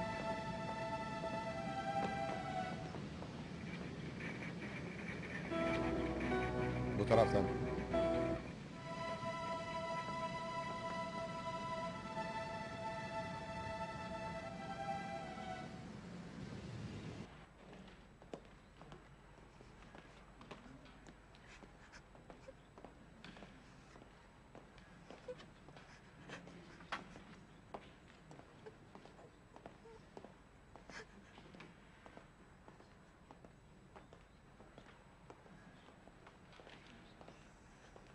Hadi içeri gir yavrum. Hadi Hayır. bakalım hadi. İçeri gir yavrum, gel. Elbiselerini giy. Hadi gel yavrum. İçeri gir ve sesini kes artık. Hayır. Dedemi görmeden içeri girmeyeceğim. Elini bana ver. Dedemi görmeden bir şey Dur bakalım, nereye gidiyorsun çocuk? Hayır. Dur dedim sana. Kaçma. Dur bakalım, niçin kaçtın ya? Neden kaçıyorsun? Neden kaçıyorsun? Neden? Lanet olası. Alın bunu. Hadi alın. Acele edin.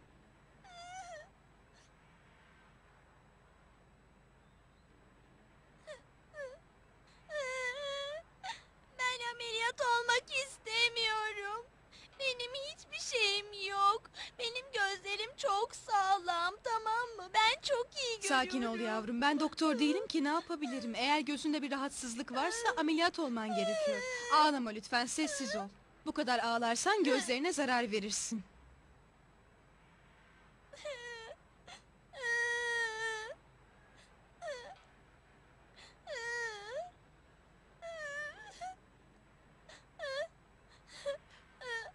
Gidelim efendim.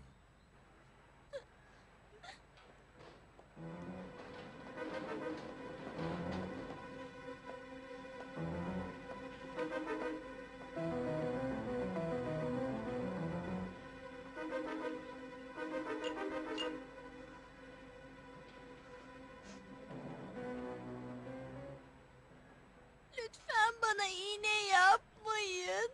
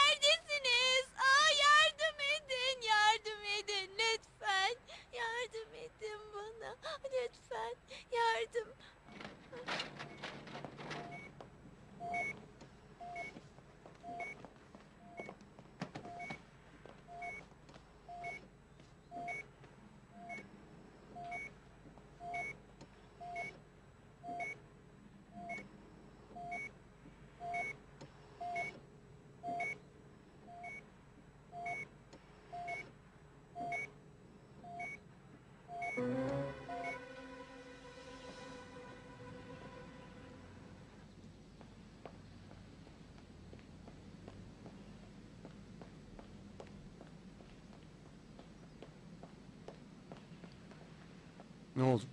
Konağa girmek mümkün değil. Demir kapılar kapalı ve silahlı muhafızlar etrafta nöbet tutuyor. Çok sıkı güvenlik önlemleri alınmış. Kaçırmak için içeriden yardım gerekiyor. Doğru. Benim kullanacağımı sanırım unuttun. Aa. Aha.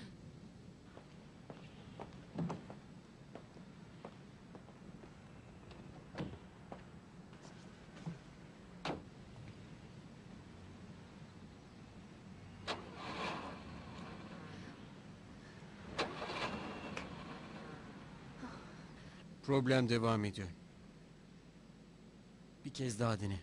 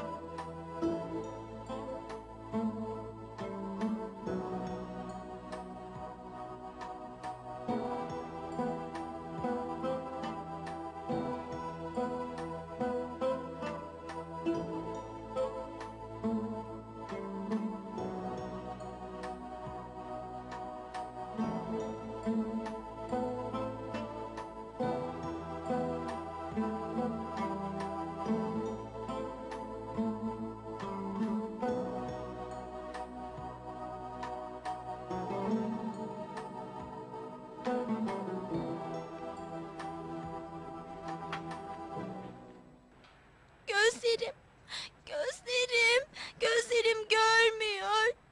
Hiçbir şey görmüyorum. Sakin ol. Hareket etme, yatağını düzeltiyorum. Hadi canım. Neredeyim ben? Gözlerime ne oldu? Söylesenize gözlerim görmüyor. Çok ağrıyor. Gözlerim ağrıyor. Güzel. Her şey programlandığı gibi olmalı. Şimdilik gazetecilerin hiçbir şey fark etmesini istemiyorum. Theodor'un gözleri açılınca duruma bakarız. Baş üstüne. Kızı ne yapalım efendim? 1-2 gün burada kalsın, sonra ortadan kaldırırsınız. Biliyorsunuz, hayatta kalmaması lazım. Baş üstüne efendim.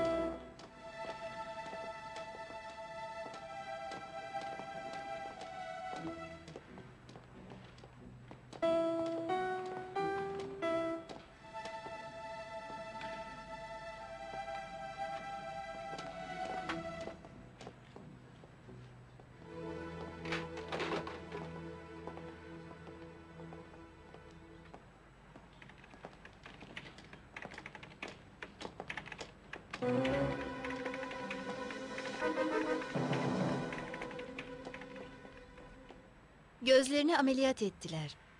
Burası hastane. Ağlamasan iyi olur. Ağlaman senin için iyi değil. Ben ne zamandır buradayım hemşire hanım? Birkaç saat oluyor. Ben ne zaman göreceğim? Hiçbir şey göremiyorum. Her şey siyah oldu. Yeniden görebilecek miyim? Lütfen söyleyin, görebilecek miyim? Söyleyin bana. Cevap verin. Yeniden görebilecek miyim? Biraz sabretmen lazım tatlım. Acele etme, kendini üzme, tamam mı? Gözlerime ne oldu? Yeniden görebilecek miyim? Bu koku, bunu tanıyorum. İsmail'in kokusu. Ne? İsmail abim. İsmail. İsmail abi. Tamam canım, sakin ol. Acıkmış olmalısın. Sana yemek getireceğim şimdi. Hayır, ben yanılmıyorum. Bu abimin kokusu. İsmail abimin. İsmail abi. İsmail abi. İsmail abi. Bu benim abimin kokusu. Hadi girelim. İsmail abi. İsmail abi. Burada İsmail abimin kokusu var. İsmail, İsmail.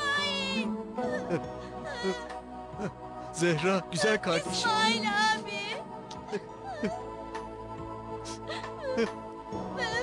Sana ne yaptılar böyle kardeşim? Beni dövdüler İsmail abi. Dedemi de dövdüler. O güzel gözlerine ne yaptılar kardeşim? Ne günahın vardı senin? Sana ne yaptılar? Biraz acele etsek iyi olur. Her an hemşire gelebilir. Hemşire teyze de mi burada? Evet Zehra, evet. Evet, birlikteyiz. Artık yalnız değilsin. Yalnız değilsin kardeşim.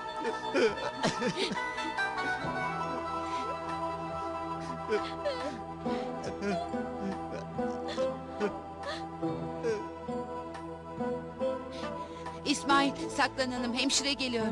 Zehra, sesini çıkarma.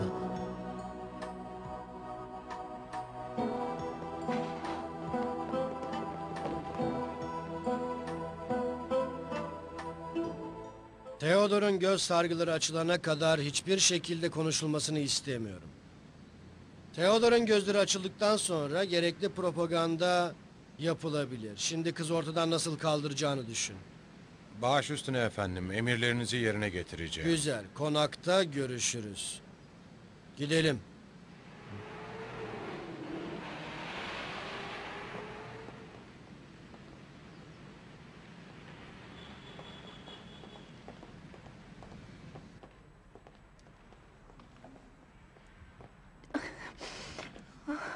Ay. Ah.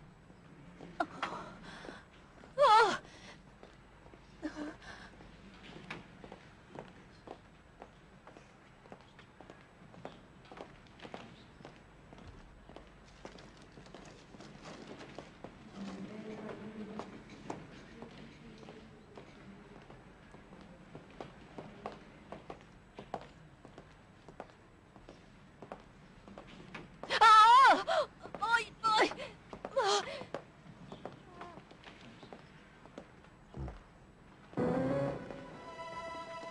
Bir şey mi oldu efendim?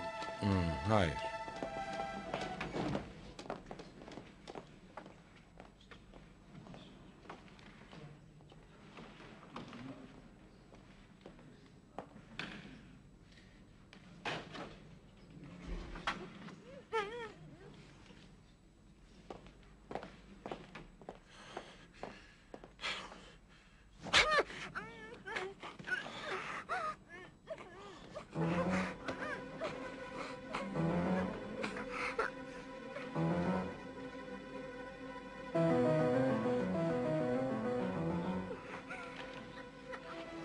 Lanet olası!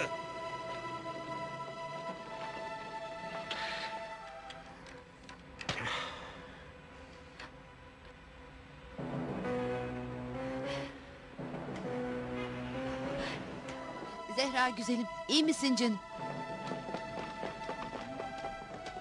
İsmail abi araba çalışmıyor mu? Merak etme Zehra. Şimdi çalışır.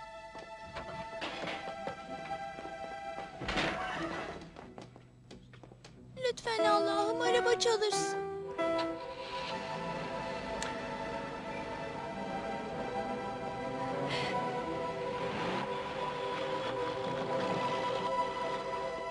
Onlar. Sür arabayı.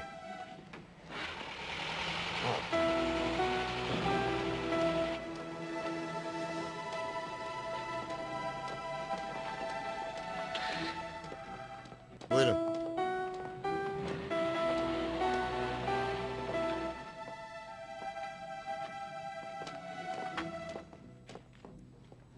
Kimlikler?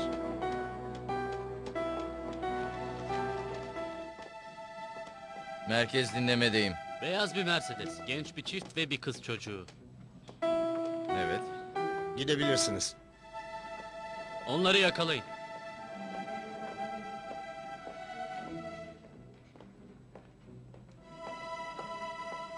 Komutanım.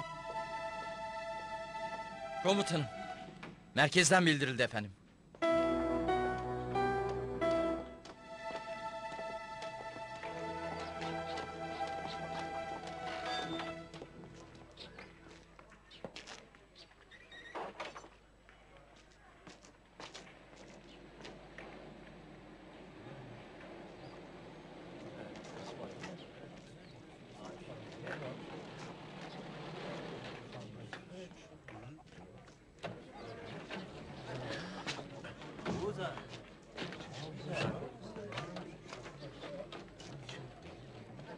Gel Zehra.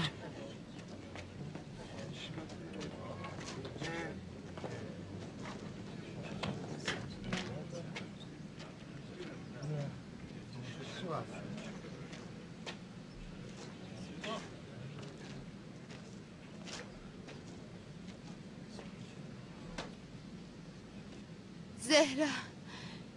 Canım yavrum. Öğretmen hanım sen misin? Evet güzelim benim. Sana ne yaptılar böyle? Ne yaptılar? Gözlerimi ameliyat ettiler. Daha iyi göreceğimi söylediler. Bu doğru mu? Söyledikleri doğru mu? Cevap verin, doğru mu? Hayır güzelim, hayır tatlım. Bundan sonra hepimiz senin gözlerin olacağız. Zehra sen bundan böyle şahitsin, şahitsin. Zehra'nın gözleri artık görmeyecek. Zehra görmeyecek. Artık görmeyecek.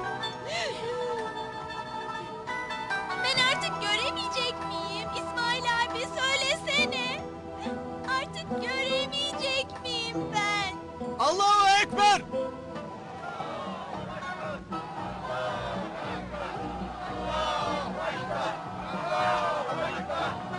Daha yüksek!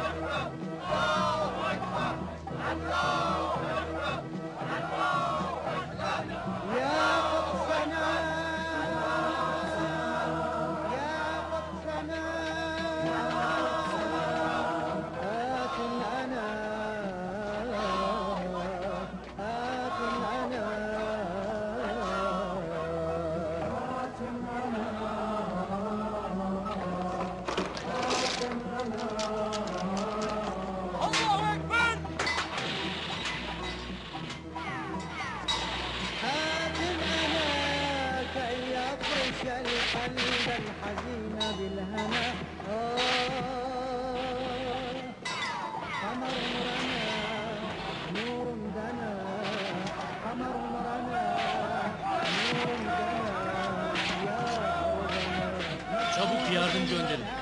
Acele edin, ayaklandılar. Bastırmak çok zor, yardım gönderin. Kapıları parçaladılar. Yardım gönderin.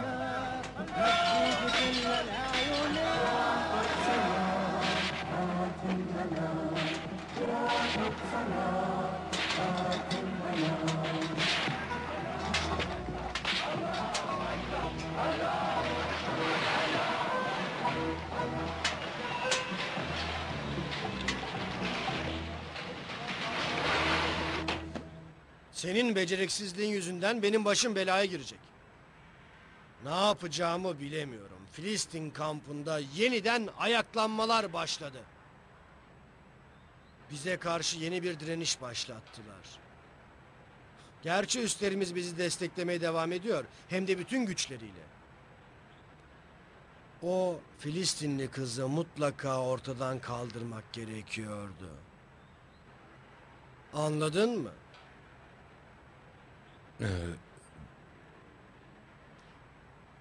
Efendim, Doktor Theodor'un gözlerini açmak için hazır. Hı hı. Tamam. Doktoru Theodor'un odasına götürün. Ben de size birazdan katılacağım. Baş üstüne.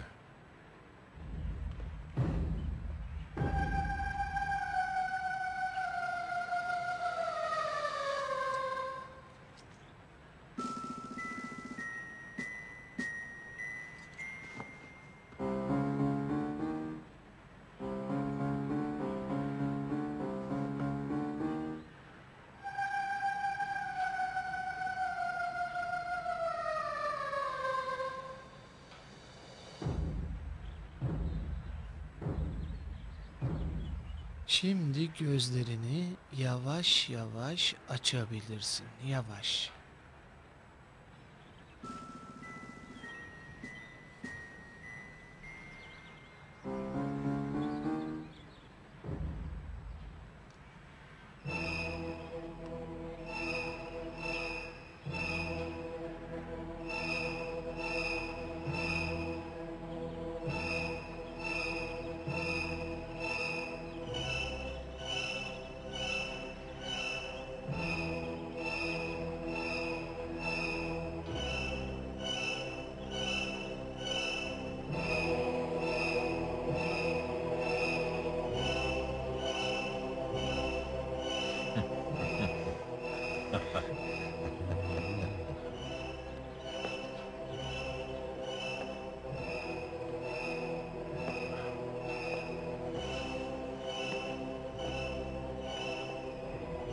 Nakil başarıyla gerçekleşti. Tebrik ederim efendim. Tebrik ederim. Tebrik ederim. Sizi de tebrik ederim. Tebrik ederim efendim.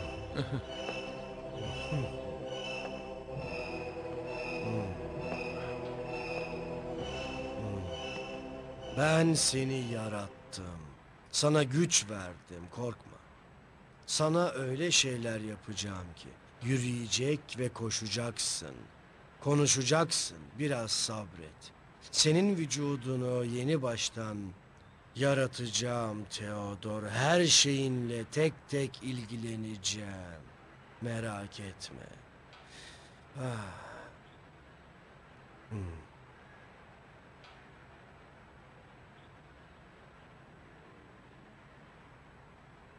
Büyük bir şenlik düzenleyip bunu kutlamalıyız. Bu başarıyı mutlaka kutlamalıyız. Mutlaka efendim.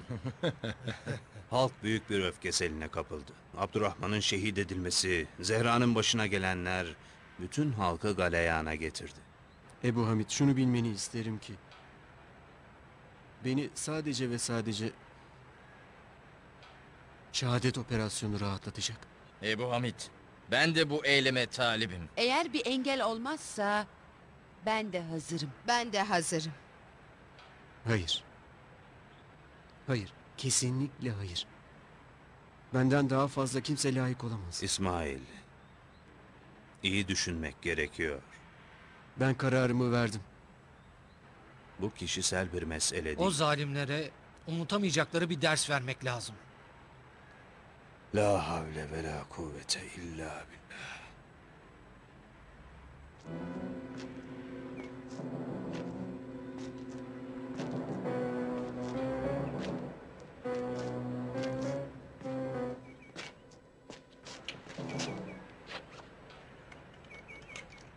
Her şey yolunda. İşinizi bitirin.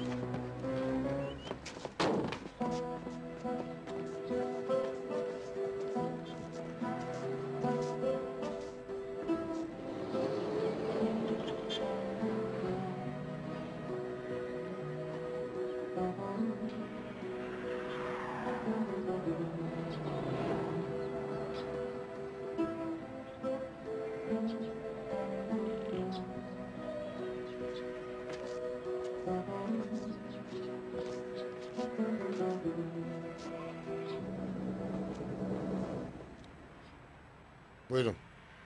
Gidebilirsiniz. Buraya gelin, buraya gelin.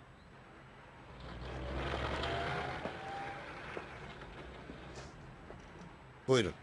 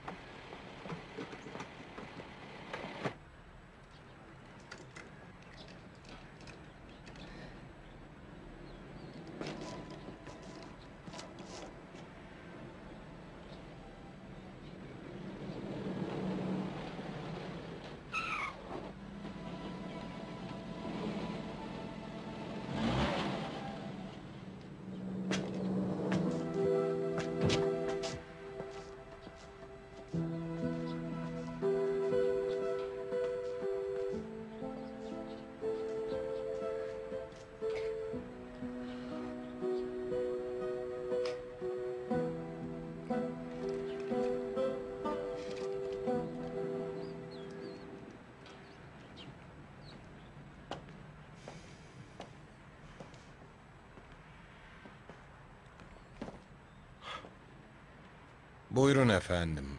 Lütfen buyurun.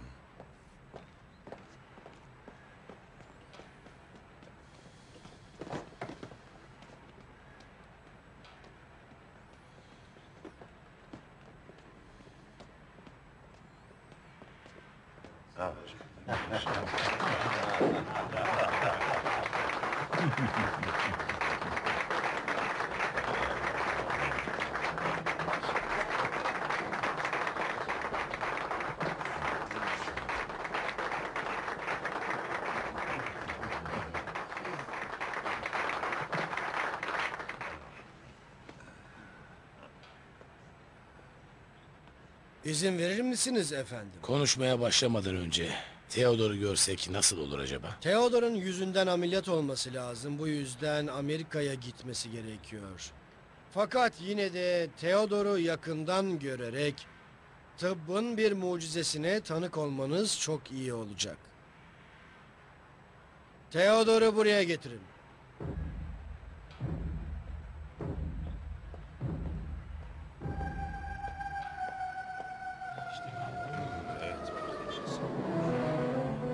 Nasıl oldu? Evet, Şuraya muhteşem bak. olmuş. Çok güzel. Harika olmuş. İnanılmaz bir şey. Büyük bir iş başarmışsın. Görüyor musunuz? Hayret verici. Bu çok iyi. Çok garip. İnanılır gibi değil.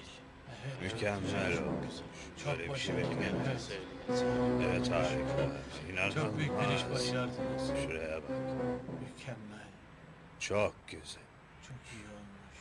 Evet, görüyor musun? İyi, gerçekten çok iyi. Harika. Evet, Ne kadar güzel olmuş değil mi? Harika bir iş başarmışlar, evet. Lütfen. Kapıları kapatın.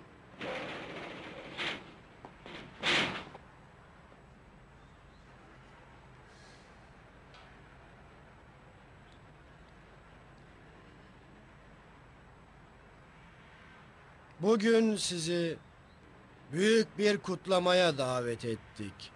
Ama yakında bundan daha büyük bir partiye sizi davet edeceğim. Nil'den Fırat'a kadar olan bölge en kısa zamanda bizim hükümetimizin eline geçecek. Ve buralarda var olan zengin petrol yatakları bizim kontrolümüzde olacak. Fakat asıl konumuz, oğlum Theodor'un gözlerinin tedavisi için neden bir Filistinli kızın gözünü kullandığıma dair bana sorulan sorulardır. Şimdi bunlara cevap vereceğim. Filistin toprakları bize aittir ve burada ne varsa bizim malımızdır. Sahibi olduğumuz bu değerleri Allah bizim için, bizim kullanmamız için yarattı. Bizim seçilmiş kavmimize verdi. Ve biz de bunları kullanmayı haklı görüyoruz. Filistinlilerin gözleri ve kalpleri bize aittir. Buna Hristiyanlar da dahil. Hepsi bizim bahçede yetişen ağaç gibidirler. Biz bu ağaçtan istifade etmek istiyoruz. Ne gerekirse alacağız. Çünkü onları Allah bizim kullanmamız için verdi. Hepsi bize aittir. Ve kavmimize verilen bu hediyeyi istisna bırakmadan sonuna kadar kullanacağız.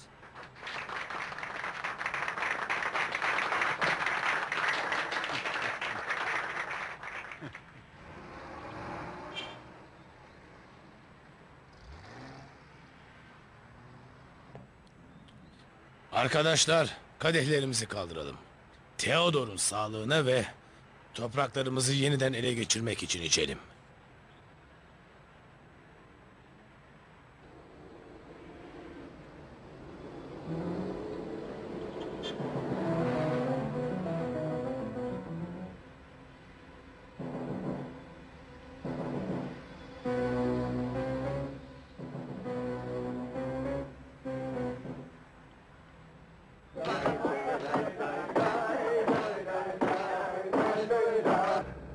من المؤمنين رجال صدقوا ما عاهدوا الله عليه فمنهم من قضى نحبه ومنهم من ينتصر وما بدلوا تبديلا الله أكبر.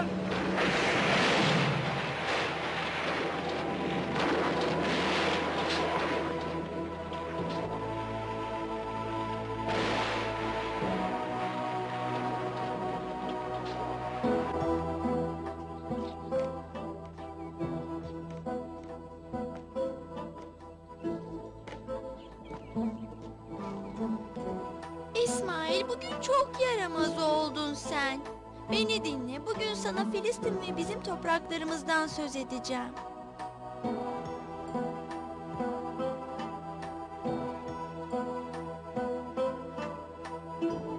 Seni bir gün mutlaka göreceğim Mescid-i Aksa. Kudüs, Kudüs benim topraklarım. Bir gün seni göreceğim. Bir gün seni mutlaka göreceğim Mescid-i Aksa. Kudüs, Kudüs benim topraklarım.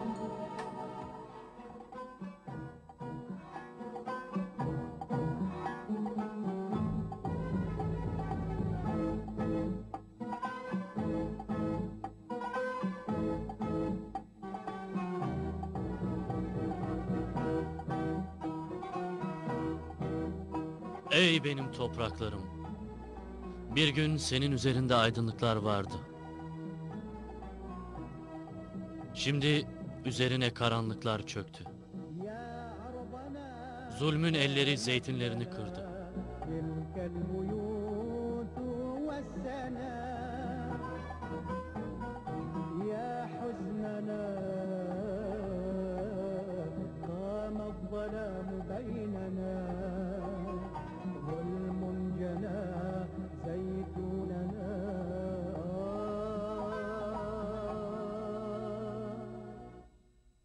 سرق المنى سرق المنى يا أرضنا يا أرضنا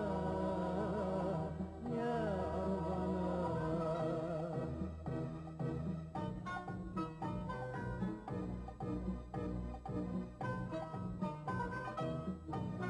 Ey Kudüs, ben geliyorum. Kırık kalbine mutluluk halısı sermeye.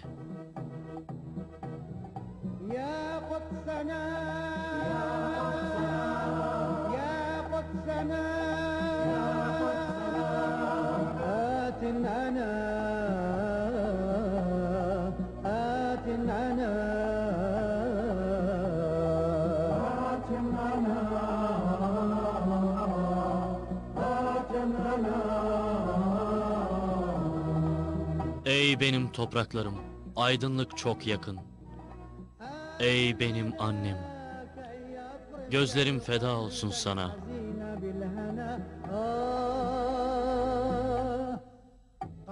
Ey Allah'ım, bizim taşlarımızı mübarek kıl. Bizim ateşimizi alevlendir. نور دنا يا أرضنا يا أرضنا يا أرضنا يا أمنا نفديك كل الأعين يا قدسنا آتمنا يا قدسنا آتمنا Allah'ım bizim taşlarımızı mübarek kıl. Bizim ateşimizi de alevlendir. يا ربنا يا ربنا يا ربنا يا ربنا بارك لنا أحجارنا واضرم عليهم نارنا يا ربنا يا